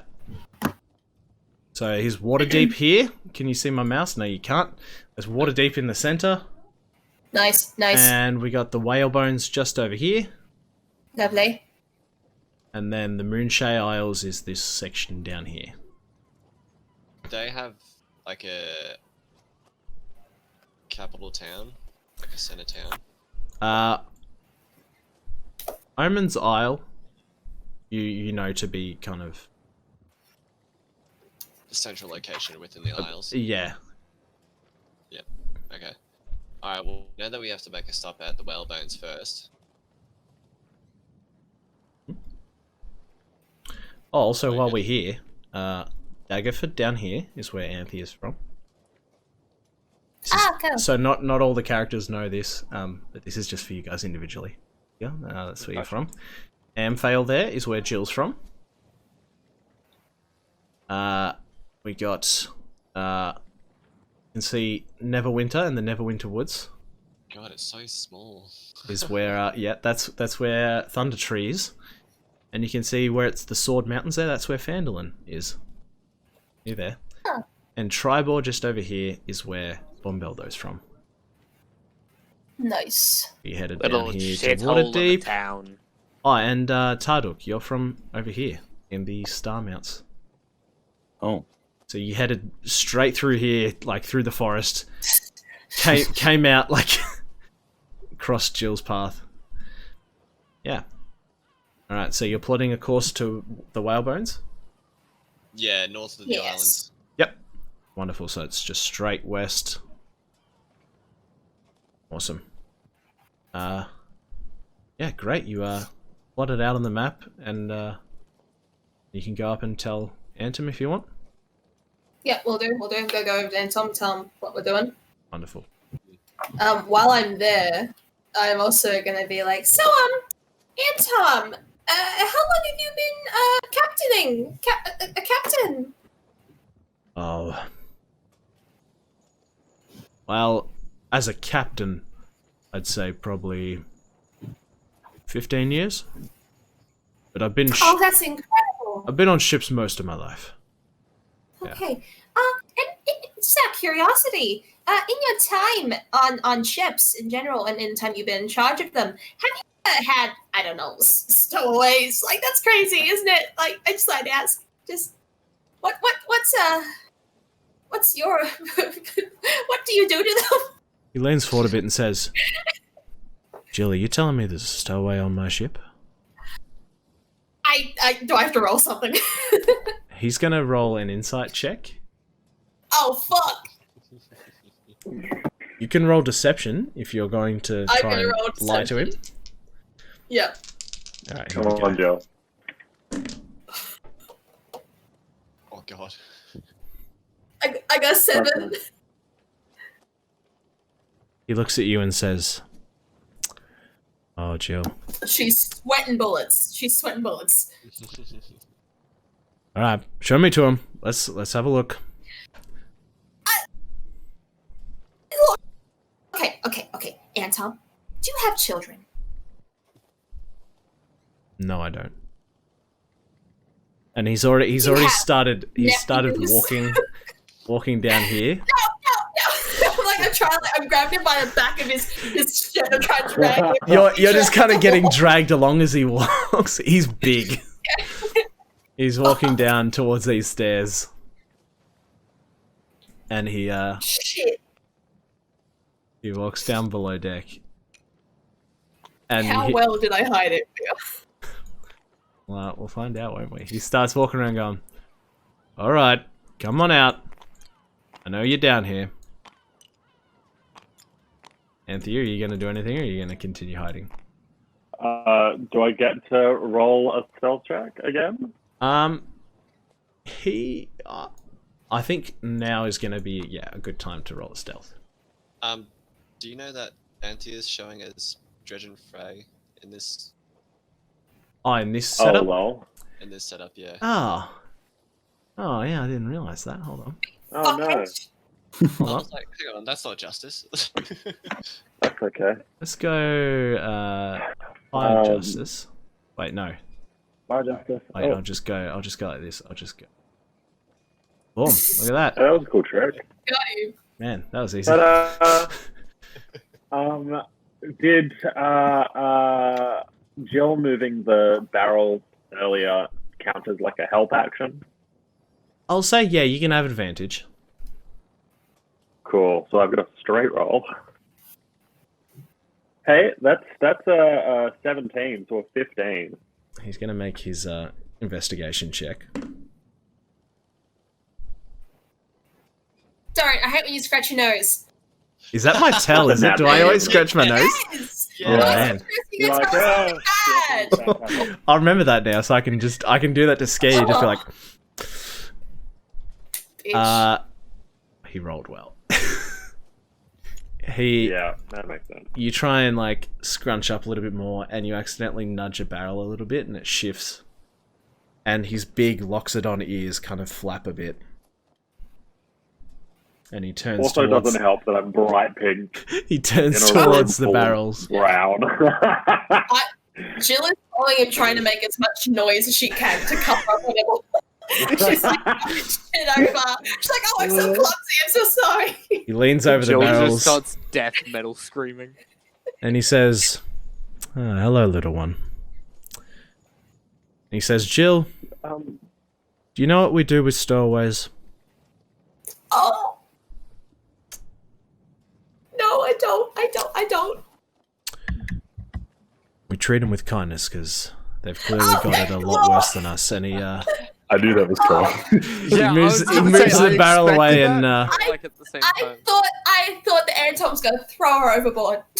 he moves the barrel away, What and spells do I have? he beckons up Anthea and says, "Come on, let's get you a warm meal."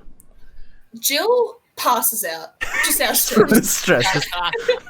She literally and metaphorically hits the deck. So Right, she's was it like down and out. after Jill? Do you know what we do with stowaways? Just that was it. She's out. It's literally. It's like, oh god, she's going over. Oh Yeah, man. Jill literally, and like, if she doesn't see Anthea immediately after she wakes up, she's gonna assume she's fucking dead. Okay, She's gonna Anthea, think she killed the poor girl. you see Anton kind of scoop up Jill quite easily, and walk over and place her in one of these beds, and he leads you upstairs into this room and has you take a seat at the table. Yeah, I just do so quietly. Says, I'm afraid our chef isn't here at the moment, so I'll have to cook you up some food myself. And he leaves and heads up. We're gonna say that this is the kitchen in here.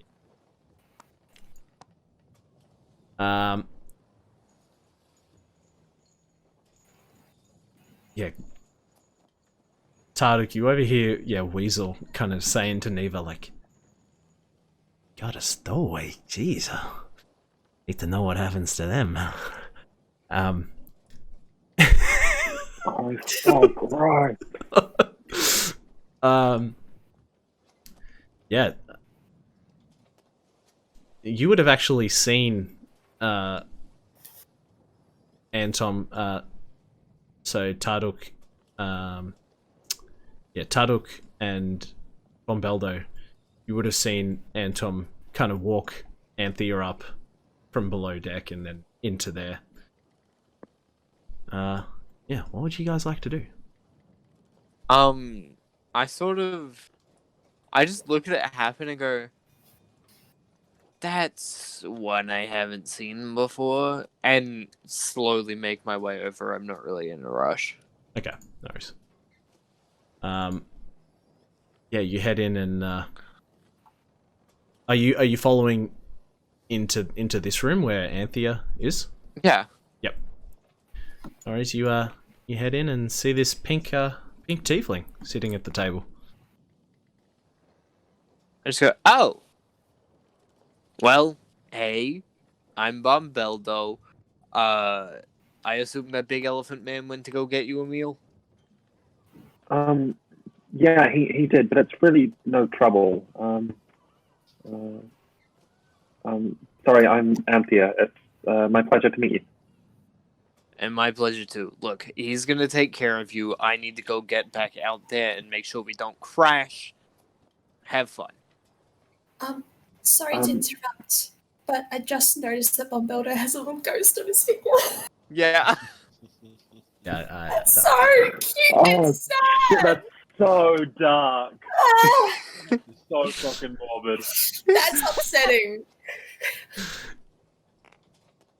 Oh, as you were. I sorry. believe that Jill also has a little. Yeah, she's got a little ring on her finger. Oh, okay. I thought you Little the details. point that I had a dead kid with me. Yeah. Jill There are also two of them. is haunted by a ghost, actually. Also, Sorry, I you guys. swear, if you Sildar and Tom, I'm gonna be very mad. I mean, don't give me ideas. No! Watch him scratch his nose when we go to find Anton next. I've got some bad news, guys. Oh man. He's drowning. Alrighty. No worries. So, it's starting to kind of get to sundown now. And yeah, Antom's pointed the boat west, heading that way. He's up above deck. Let me quickly change it.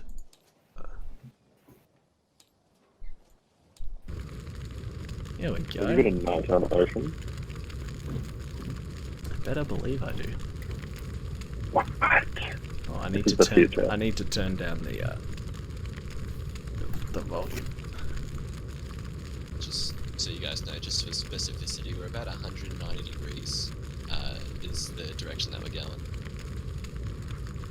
So it's not directly west, which is 180. We're going a little Why is bit. it not changing it?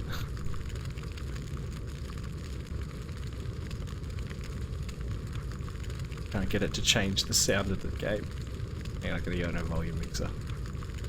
Because everyone's just hearing like crackling of fire. Boom! There we go. I'm on board. Alrighty. Here's the nighttime. Whoa! Oh, that is gorgeous. That It was is. on fire. Yeah, just pretend the little fires are actually lanterns. Oh, we don't need dredge. I really like that.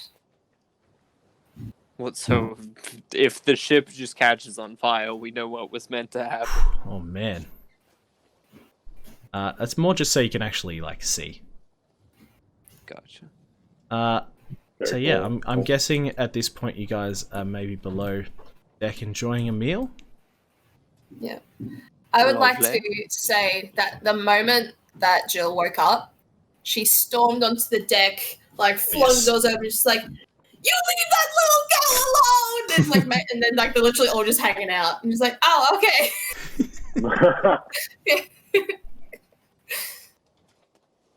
Amazing. And Theo will pull out a little chair next to her for Jill. Thank you, Oh, darling. Thank you. I'm so sorry. I tried my best. It's good to see that's you that okay. day. Everyone here is very lovely. Oh, I'm so glad. Bombeldo, you managed to find a large cask below deck with plenty of ale in it. Oh yeah. And you've kind of been, topping up people's drinks. hell yeah. Anton cooked you up a nice meal. Yeah, he had his quartermaster Baraxiel man the wheel while he did so. And yeah, you'd have any chat after dinner? I would like to make one request of you, Harrison. Yeah.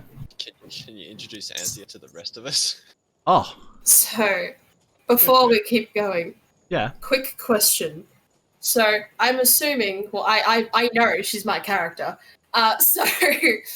Jill, usually when she drinks, Wilbur is like the one that's like, "Okay, dear, I think we'll slow down and go home now." Right. Wilbur's not here, and she's 2 foot drinking ale. Oh, okay. Can I roll like a constitution or something to figure out when she gets absolutely sloshed? Absolutely, yeah. Give me a constitution.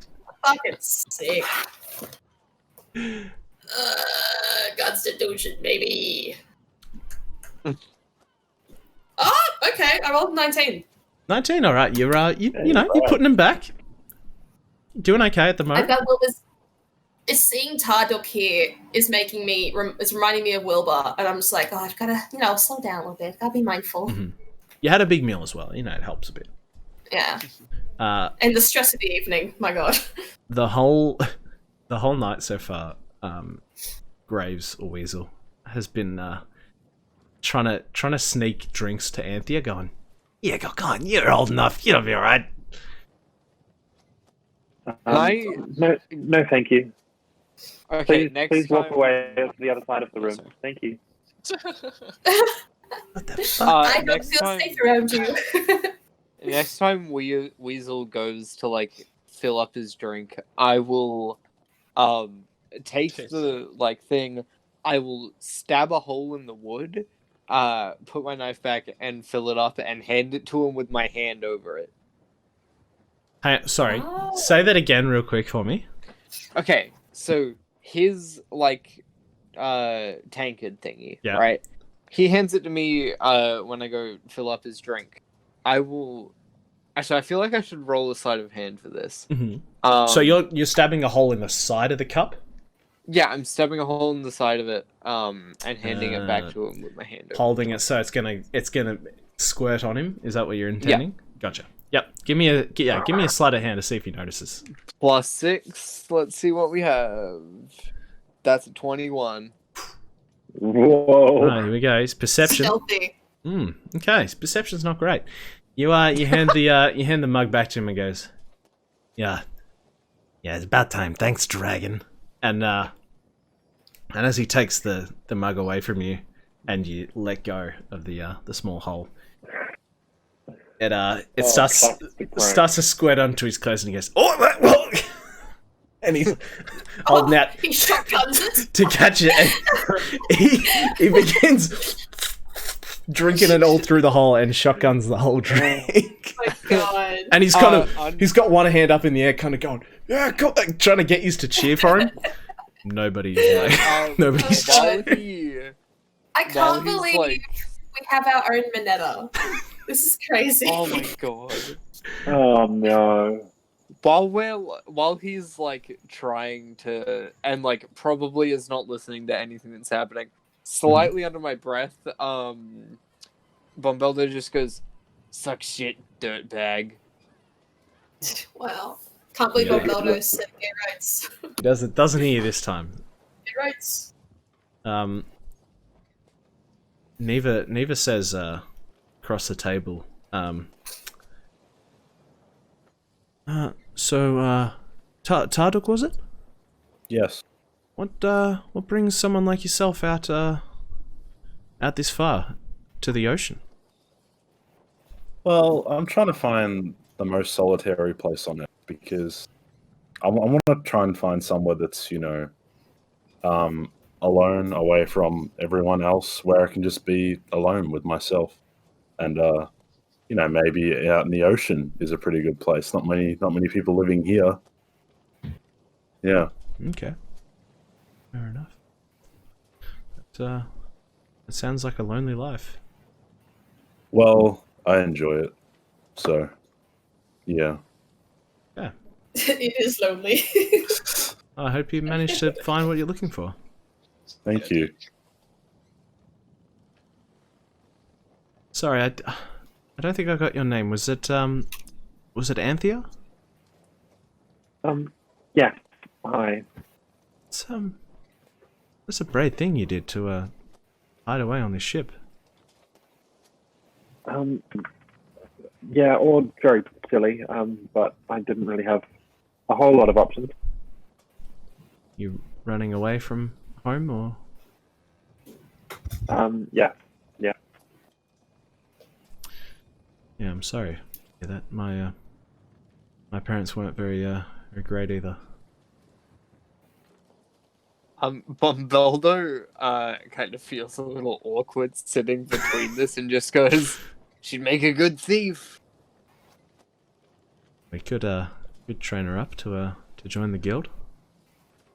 while this is happening, I'm like scooping the rest of my plate onto Anthea's plate, being like, "Come on, darling, eat up. You're a growing girl." And I'm like getting like my tissue and just like cleaning up the sides of my mouth. Like, "Come on, darling." I don't think I would make a very good thief. I'm pretty clumsy. So. So well, what are you good at? Yeah, you stupid fuck. What are you good at? Blows the entire ship up with a fireball. Oh, yeah.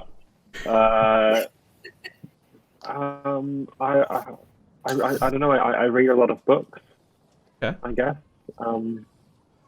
But that's pretty much it. I think. All right. You must have learnt quite a bit. Yeah. Anthea, we're going to work out the books that you managed to grab on your way out. Oh, amazing. Can you roll a D100 for me twice?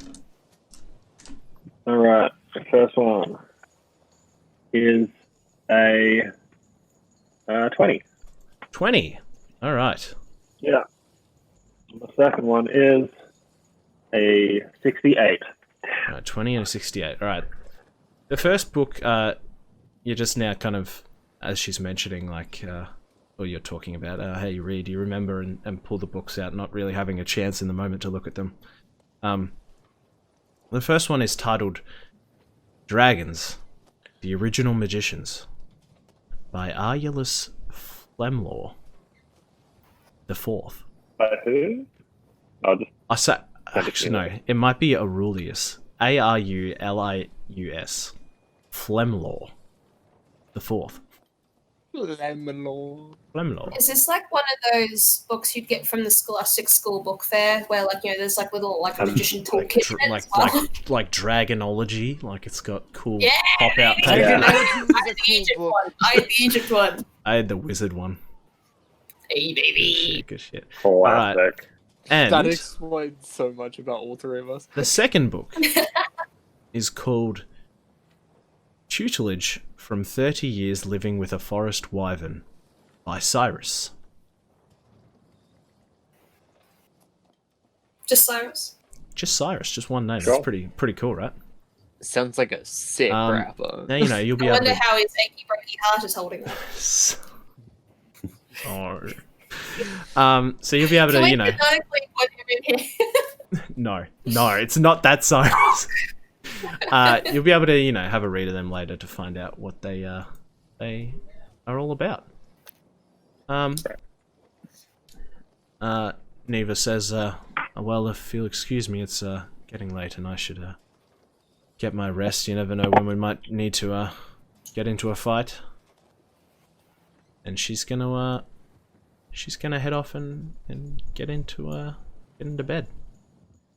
Right next to all of us. Oh, there's a door there. It's Okay. Yeah. there's actually no, she won't go in there because that's like captain's quarters. She goes over that way. She is the captain. I am the captain now. No worries. What does everyone else want to do? Is people staying up drinking a bit longer? Because Jill she feels quite well rested now. She's had a rest. She's going to offer to do the first watch up on the top deck if people want to go to bed. I'm just laughing at she now feels quite well rested now that she's had a rest. Shut up! Got anything when you're here. Bombeldo kind of just sits up for a little bit, finishing off his tankard, and he's like doing that weird coin thing where you like flip it between all your fingers and it just like rolls. Yep. Yeah, he's just doing that the entire time. What's Nox doing? Oh, Noxus? Probably whining. He's like that weasel guy's pretty cool. I like him. Can I? Nox is gonna get radicalized.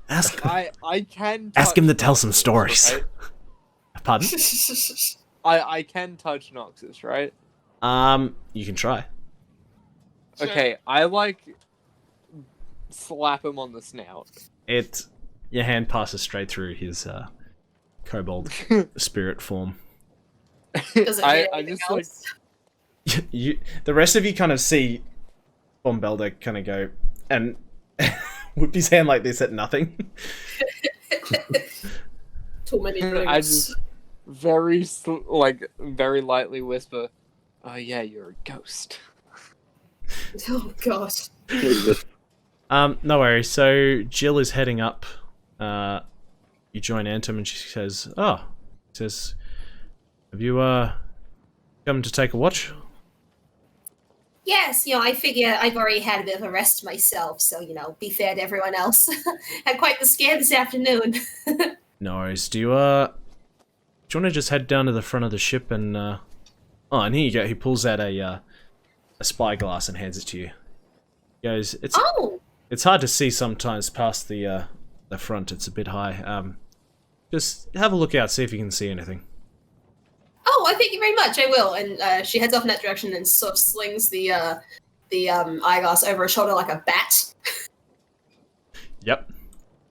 Yeah, it would be quite big. Yeah. And like when she looks through, it's just her whole face. It's just... It's like looking through it like Both this. eyes. Both eyes. Yeah. Oh man. No worries. You keep watch for a couple of hours. I'll say Bombeldo, Tarduk, and Anthea, you guys can all have a long rest. Awesome. Amazing. And Jill and Baraxil, you get one soon. Actually, Baraxil, you can have a long rest right now as well. And after several hours of sailing through the night, Anton calls down, "Hey Jill, why don't you go down and get Baraxil? You can take over steering for a while. I'm gonna get some rest." Oh, will do. And I go down to the thing, and I try and wake him very gently. It's like, sleepyhead, come on, gotta wake up. Hello? I get up like a corpse. You do what? I get up like a corpse, just from the up, like that. Mm-hmm. Yep. Yeah, he rises up like this. Yeah.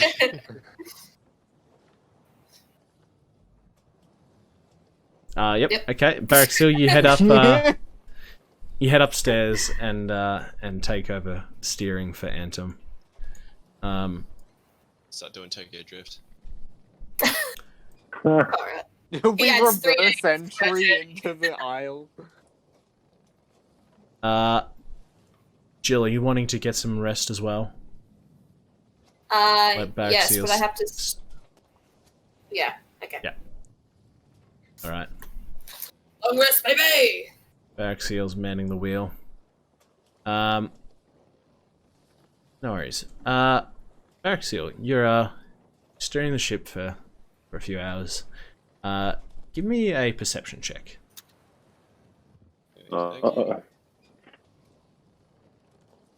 It's the Kraken! 18. 18? Great. No worries. You're steering the ship for several hours, and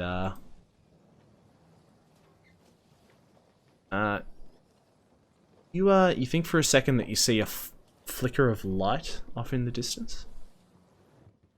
Oh, okay. And you're kind of not sure for a minute, it's just a trick of the eye. Is it one of the torches towards the front of the boat that? And then as you start to get closer in that, it's on the way in that general direction, you start to see that it's fire. Does this boat have a crow's nest? Yes, it would. Can I jump up to the crow's nest to get a better view? Yeah, you'd be able to. Cool. You give a flap of your wings and lift up, landing in the crow's nest above. Like a bird. From up here, you can see that there's several bits of of fire burning, and it looks like it's a boat that has been destroyed, a large boat. And yeah, it's some bits that are still kind of floating on the surface of the water, still burning. You're probably, you're getting within like 100 feet now. Oh, so is there like a really big burning boat right in front? It's like sections of a big burning boat that are starting to sink below the surface, but like there's still bits that are above are still burning. What would you like to do? Alrighty. Well, I go down from the crow's nest. I steer the boat so it moves away from the wreckage. Mhm. At this point in time, during the night, the boat should not be going any faster than, I guess, 5 knots. So Yeah, it's keeping it, steady but calm paced. yeah. I kind of lock the steering so it doesn't go anywhere, and then I does boat have a bell, a warning bell, like a ding ding ding bell? I think it would. Yeah, you can ring the bell. Cool. Give the bell, give it a good few times, go bang bang bang bang bang. Yep, no worries. After a couple of minutes, Anton comes out of his quarters a bit groggy. What's the matter? And I kind of just gesture around because we're he's starting to open his eyes. Oh my. Well, that's not good. And the rest of you at this point are kind of coming up, and you can see these fiery remains starting to sink under the water. Can everyone make perception checks for me? Oh, don't I have like a -3 on perception? Do I still have to +2. make another one? No, that's persuasion. You can make Oh, another that- one if you want, Barraxil. Yeah, perception. There we go. There's the one I'm looking 13. for. 12. Dirty 20. Cool. 18. Jill got 16. Alright. So everyone that got higher than a 15, so Jill, Anthea, and Tarduk, you see a bit further away from the boat, floating away in the distance, what looks to be a lifeboat.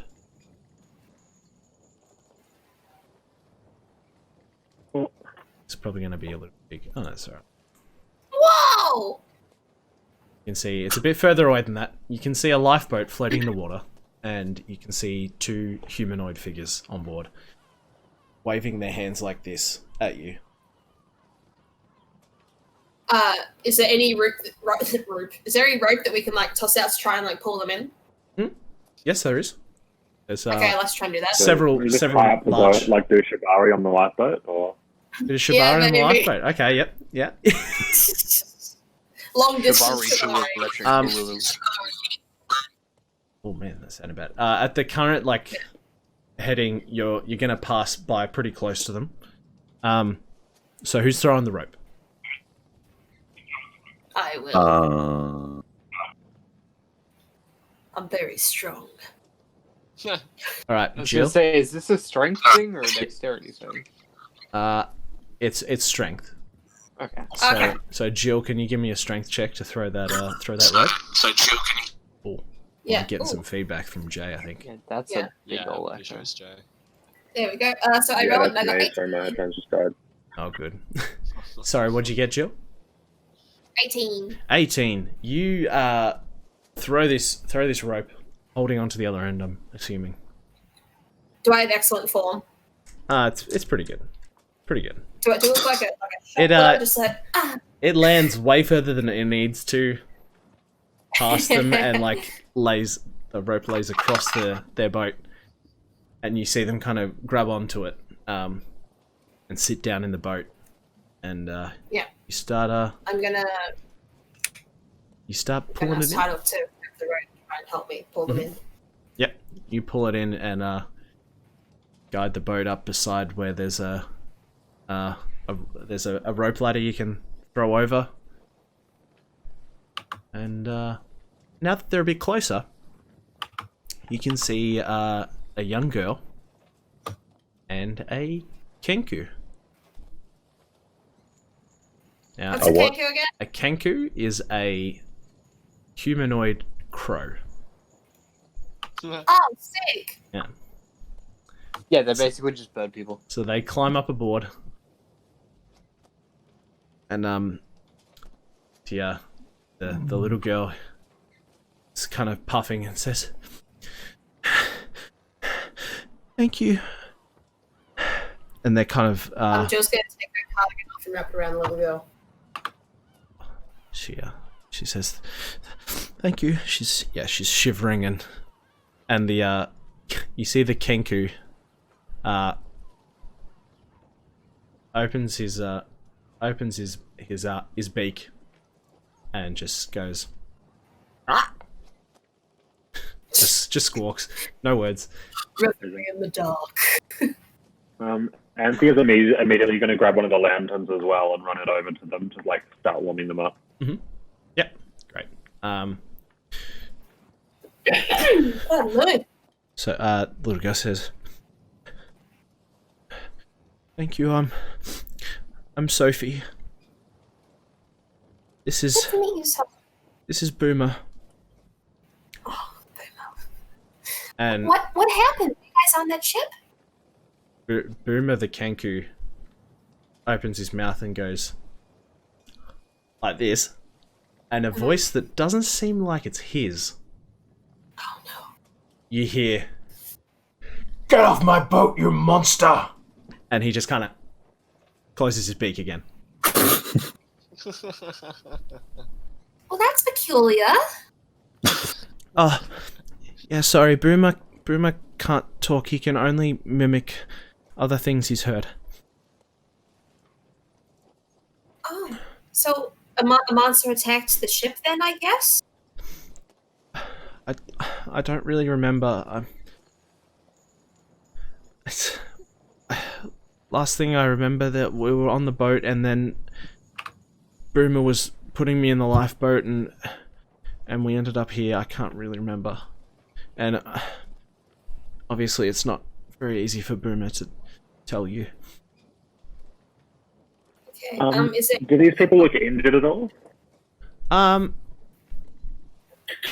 It's hard to tell with Boomer because there's a bunch of black feathers.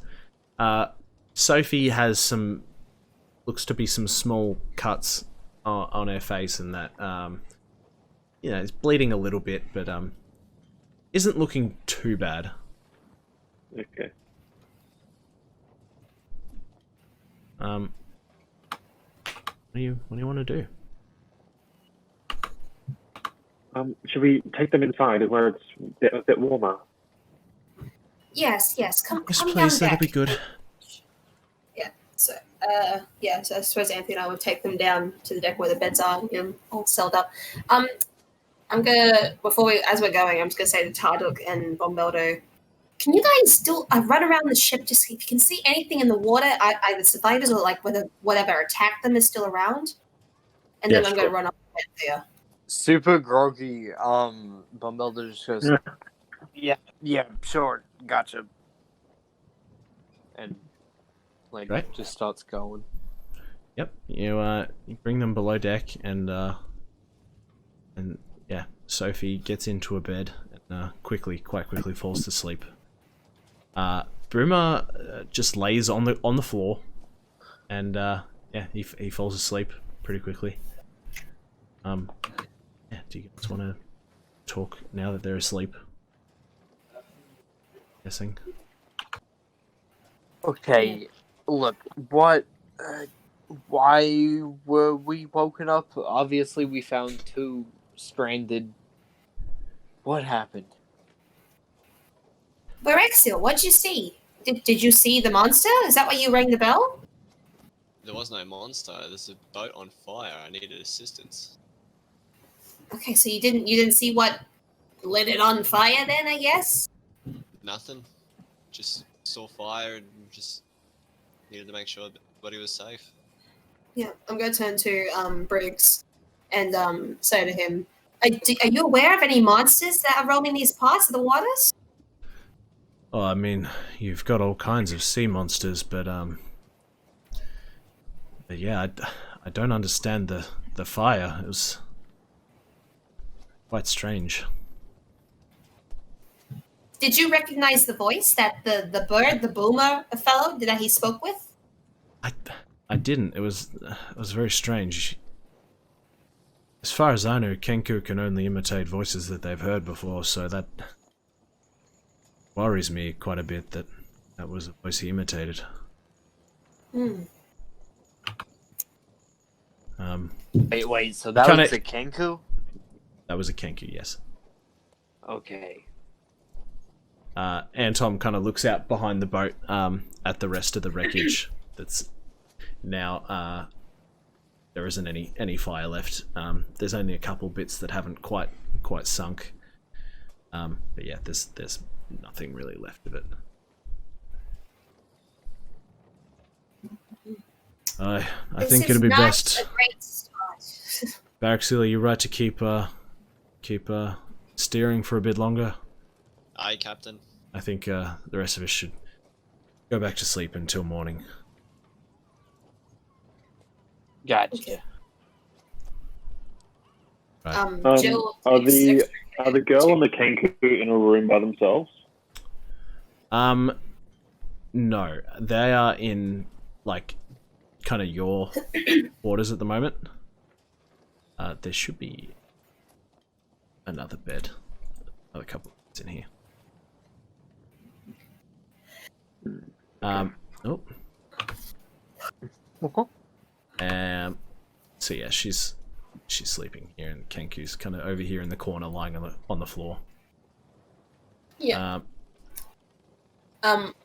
When everyone's in bed, Jill's gonna do a round of just making sure everyone's tucked in. Mm-hmm.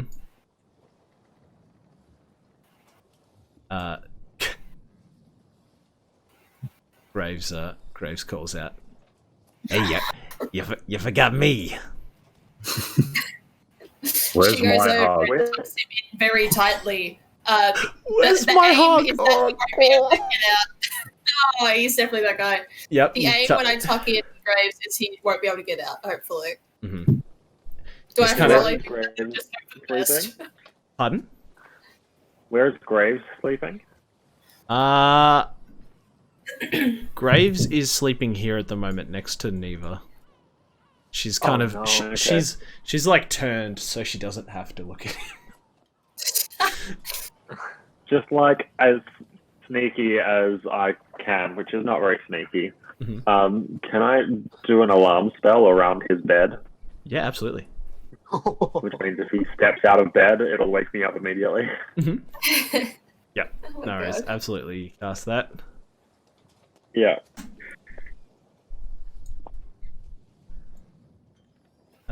No worries. Everyone's back in bed. Baraxil, you continue to sail until morning. Yeah, nothing else happens during the night. No worries. I'm gonna quickly save and overwrite that. Yeah.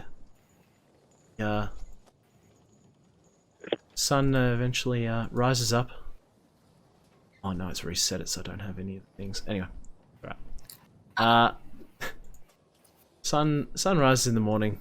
Well, you all get up and Baraxil's there, still steering, still at the wheel, doing a good job of avoiding nothing. It's a pretty boring night, other than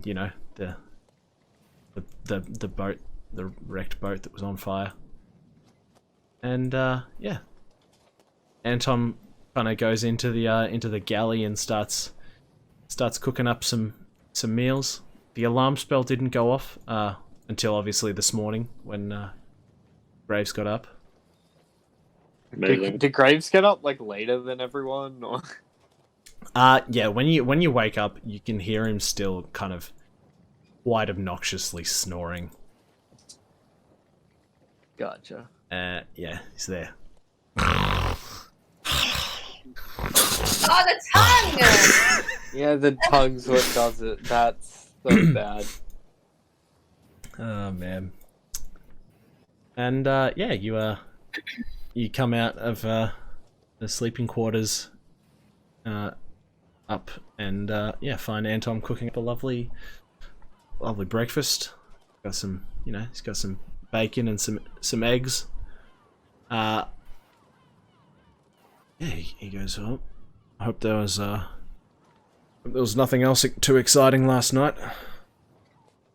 Baraxiel? No.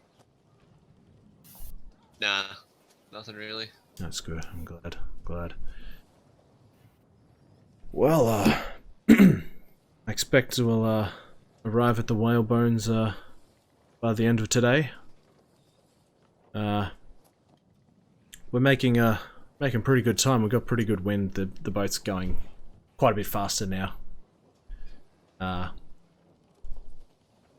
You'd be at about top speed of probably 50 knots. Wait, 50? No, hang on. Sorry, not 50. Jesus. You're going. No, that doesn't sound right. I was gonna say that's Your absolutely speed. the thing I was looking at that explained the speeds. Your speed at the moment is equivalent of 50 feet to like walking speed.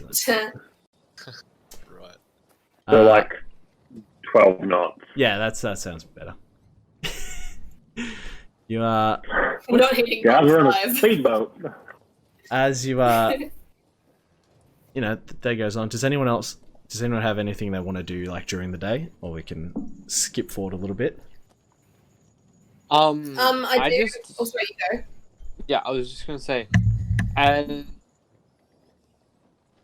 yeah, as the day goes on, I just sort of subconsciously check everyone's like little both of their wrists just to make sure no markings or anything. Do any of us notice him doing this? Oh, I'm assuming you're just kind of looking as you like going by day-to-day stuff. Yeah, just kind as the day goes by, having a glance. yeah. Everyone's wrists are bare except for Graves, who you notice in the morning he sleeps topless, and so he gets up in the morning, does a big.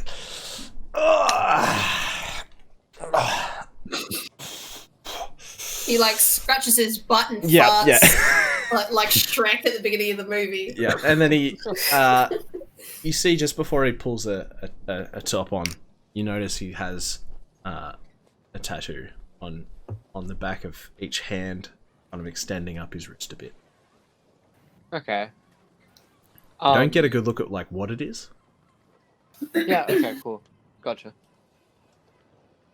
Yeah, he puts his top on, and as he walks out, he gives you a pat on the shoulder and goes, "Saw you looking there.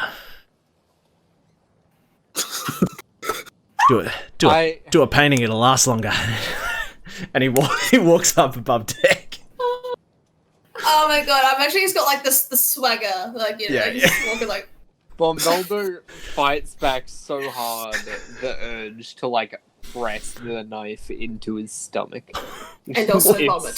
Jeez. At the same time. It's such a like hard I love thing this character. for Bombeldo to do. Oh my god. Man. Alright. Jill, I think you were wanting to do something as well? Yeah. So at some point during the day I do want to ask Briggs whether he knows about an amulet that is on the what's called the whale stone? Whale bones?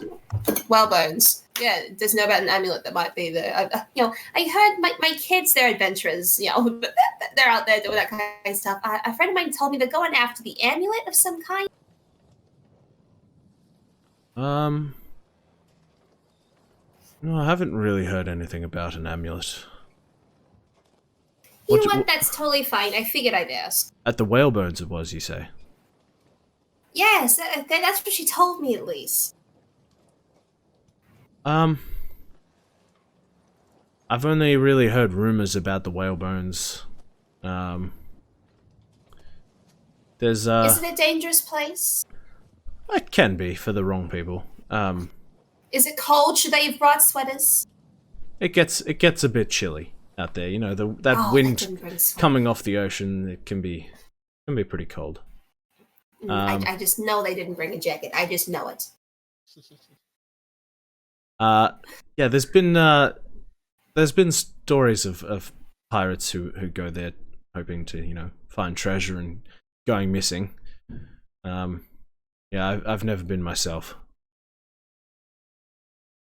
Okay, that's right. I thought I'd just ask, you know, trying to go and, you know, some idea of what they're doing, those crazy kids.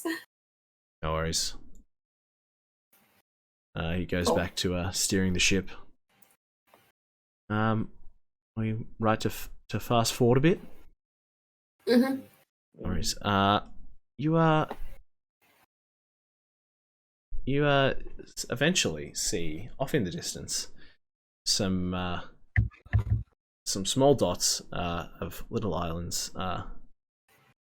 As you begin to approach, you can see it's a group of four small islands. One of them just a little bit bigger than the other, which is Anton points out and says, "That one there's Finbar."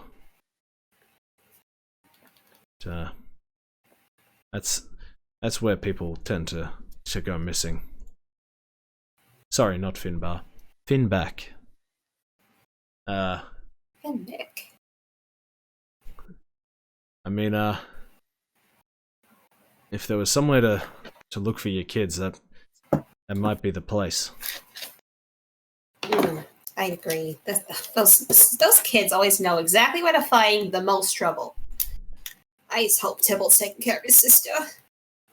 You begin heading further into the islands. Let me see if I've got some show.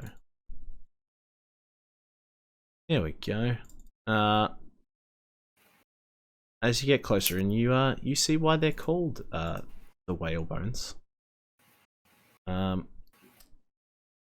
Several of the shores of these islands have large whale skeletons washed up on them, and some you know, some wreckages of ships. You know, it's a bit foggy. It's a bit spooky as you're heading through. Can everybody make perception check for me? Oh, God. Oh, of course. Can't go anywhere nice without bloody perception check. 6. That's a Well- 9. Nice. Anyone get over a 15? No. Give me a second. I think Barrack Seal got a 10. Yep. Can Mischief help me look? Got a 16. 16? Oh, that's alright. Right, so I read that as 26 for a second, and I was like, what the fuck? Everyone's kind of looking out over the sides of the boats of these islands, seeing these whale skeletons and big rib cages that claw up like this. Tarduk, you are looking ahead, and you notice near this island of Finback, you see the top section of what looks like a humanoid kind of looking your direction at you. It's very small. You can just kind of make out the shape, and you see it quickly duck below the surface. Are they humanoid sized or like a Humanoid size, yep. okay? It looks like a person who's just shoulders out of the water, looking in your direction, and is then drop below the surface in the direction that you're heading towards Finback. Oh, they're in the water. They're swimming. They're in the water, swimming. Yes, Probably a mermaid. it's like this water would be cold. It's getting chilly now. Oh, there's So a you- number of things this could So be.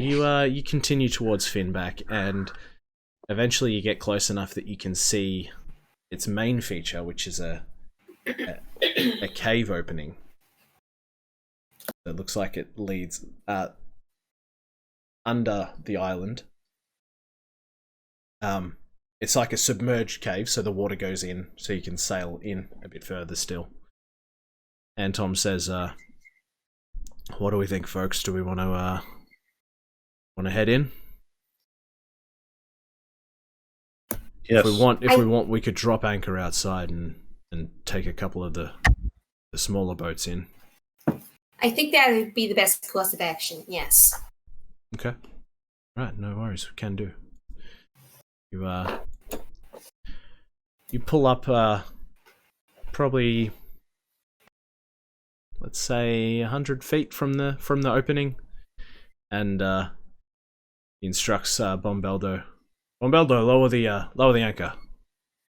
Gotcha. Just run over, do that. Mm-hmm. No worries, and you lower down a couple of lifeboats. Jesus. Whoopsie. Hey guys, here's the lifeboat. What? Eat it.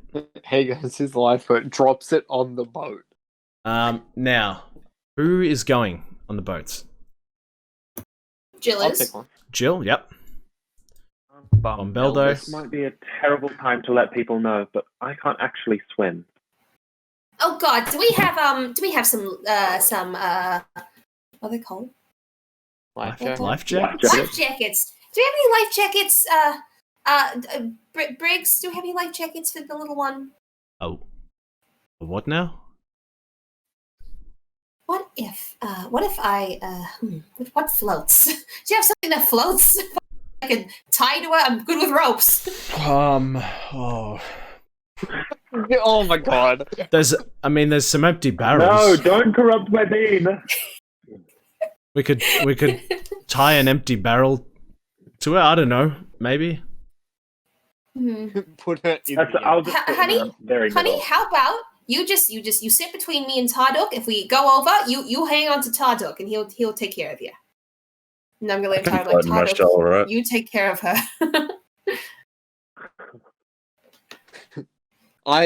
Bombeldo is holding very tightly onto the boat because, as you guys remember from the docks incident, I can't swim. You fell in the water and It can't is. swim either. Fool. Oh man. Graves says, me and Neva might stay here on the ship in case any trouble arrives here in the whale bones. You foul bitch. Alrighty. I'm guessing we're leaving the Kenku and Sophie and Boomer here on the ship as well. Yes. Yeah. Nice. Alrighty. So in one boat, I'm guessing. Oh, what the fuck happened there? My lord. Is Jill really heavy? Jill is dense. Carrying a Ready? big purse. The fuck? Alright, so That's we're so going to funny. imagine that you're in the boats. Use my imagination during D&D. Oh no, it Absolutely sucks, doesn't it? Alright, so in this boat we got these guys, and in this one we got Bombeldo and Barrack Seal. Two bees. And Tom is, and Tom's staying, keeping watch of the ship. And you guys are gonna head in to the cave. As you are... Just a little side note.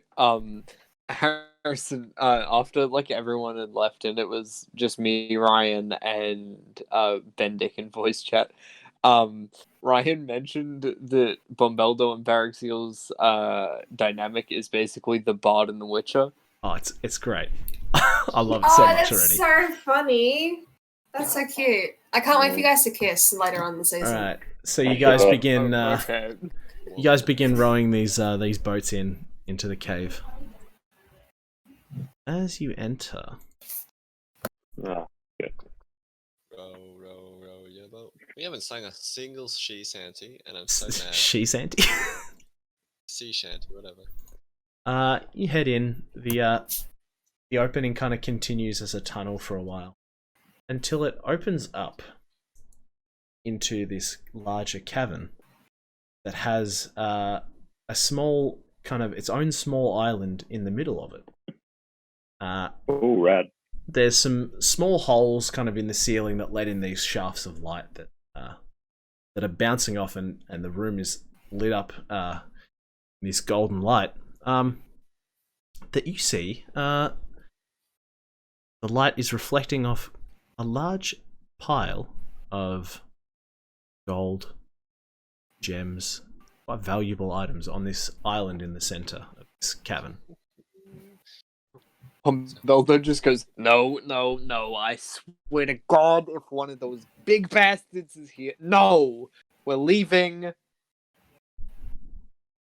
I'm going to turn to Tana and be like, this just seems a bit too easy, doesn't it? Like, what's he seeing here? Who wants to make a perception check? I'm not. All of them have been below 10. I will. I've got plus Go on, plus Jim. 5. Go on, give us I've got that mum vision, you know. Yeah, the mum vision. Yeah. I've got plus 5, baby. Mum vision. All right, she's gonna have a mum help look. action. Yeah. Okay, Can I so give Jill you a only got help 13. Yeah, you can give help. Oh, help! Excellent. Jill does the thing when you Yeah. say, "No, mum, I can't find it," and she goes, "Yeah, because you're not having a mum look," and she comes in, finds it immediately. Okay, so I got 13. Nope. 13. Yeah, that's enough. You spy. Okay, cool. There's this mound of gold and riches there's a little bit of a spot where it's been kind of flattened out towards the top, and you notice sitting at the top of this mound is an older looking woman. Oh, I thought you were gonna say dragon. And she looks The like... swipe on Beldo was freaking out. She looks like this. Sexy Pretty much. MILF. No. Awooga. And she speaks, and the rest of you suddenly notice her, and says, "That'll be close enough, thank you." And her voice echoes through this cavern, kind of impossibly loud, like projecting from this reasonably small frame. You see, yes, this mature lady, maybe in her 70s by the looks. Looks like Michael Caine, but a woman. I hope that's a compliment. She wears mostly common robes, except for a pair of bronze spaulders that she wears, encrusted with gems, and they sparkle when they catch the light. She also wears a matching crown that wraps around from the back of her head and stops just at her temples. How far from the island are we? At this point, you are probably only like 60 feet off from arriving at the island. Okay. Actually, no, it'd be like 40. Quite close. Okay. Gotcha. We're here for the treasure. Says, "Oh, We're dead. I'm afraid that won't be happening today." Why not? You got so much of it. Surely you can share.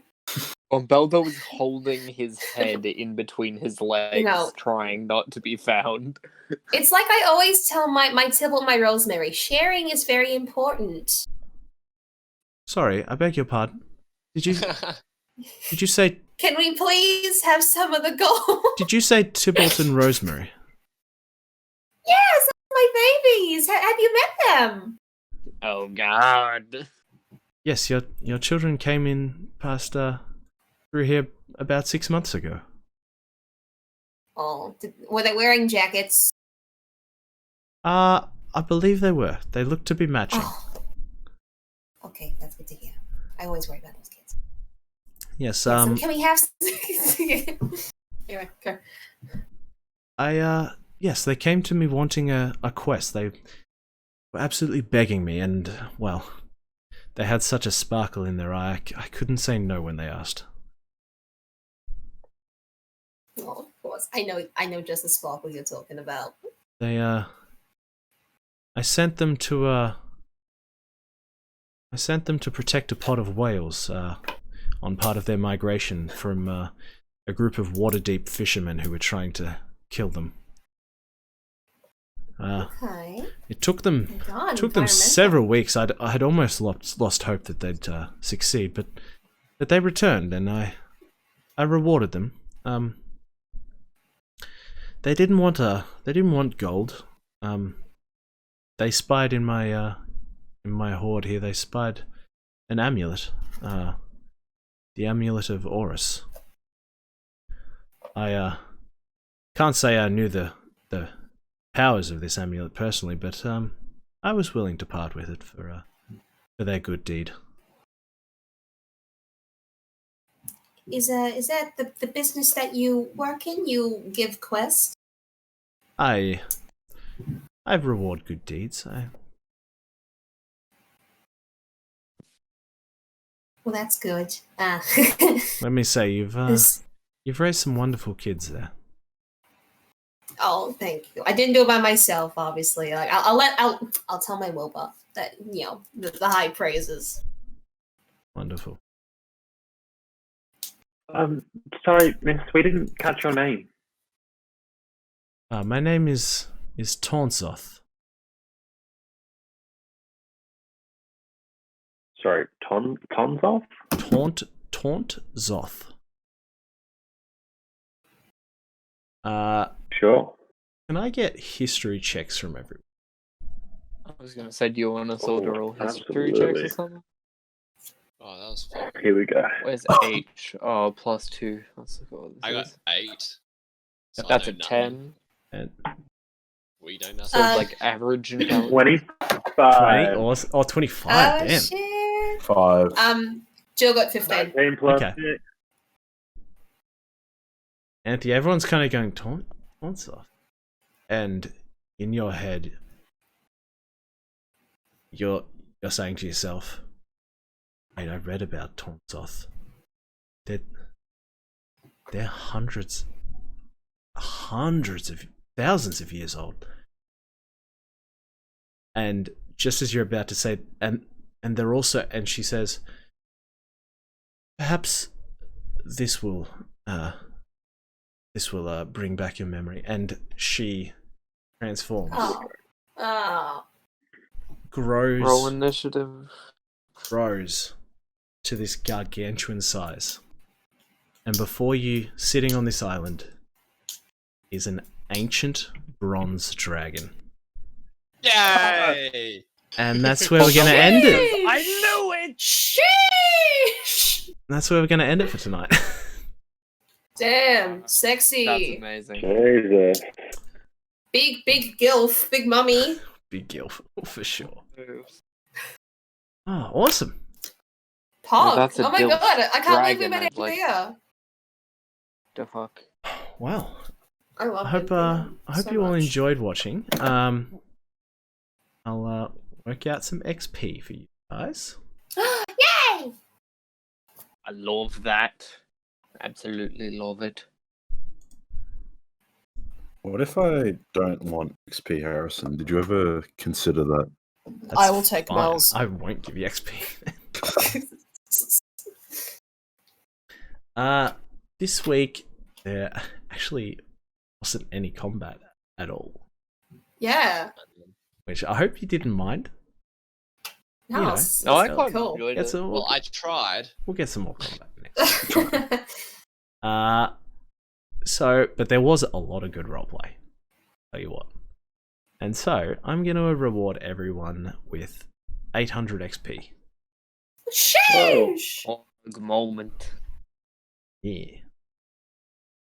So Oh, that Thank you, Daddy DM. No worries. That should take everyone to 8,300. 8,300. Yeah, you're not on 7,500 already? I'm on 8,000. Oh yeah, no, I probably As am. am I. I'm just Oh, sorry, stupid. you might be on... Sorry. Are some people on more? Yeah, we're at 8,600. Okay, all good. I'm doing my maths wrong, maybe. I was looking at Where do you Justis. guys What? add in experience? That's the So, character's name. yeah. Oh yeah, Go how much marriage experience XP. was it? Sorry. It was 800. 800.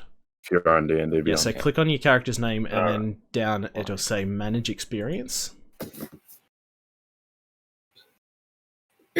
Oh my god, wait, I leveled up. Don't What? select set. You shouldn't have leveled up yet. Wait, no. What? Hold on. You don't level up I'm till so 14,000 confused. Maybe XP. it's because I'm multi-classed. Hold on. We'll I'm sort so that out later. confused. Other than that, thank you for watching, if you joined. Hope you all enjoyed it. It looks like it. Yes, dragons in Dungeons and Dragons. You know, you gotta have it. That's so crazy. Alright, thanks for watching. You good? Alright, we'll see you all same time next week. Thanks for watching. Oh yeah. Bye. Bye. Thank you. Bye. Bye.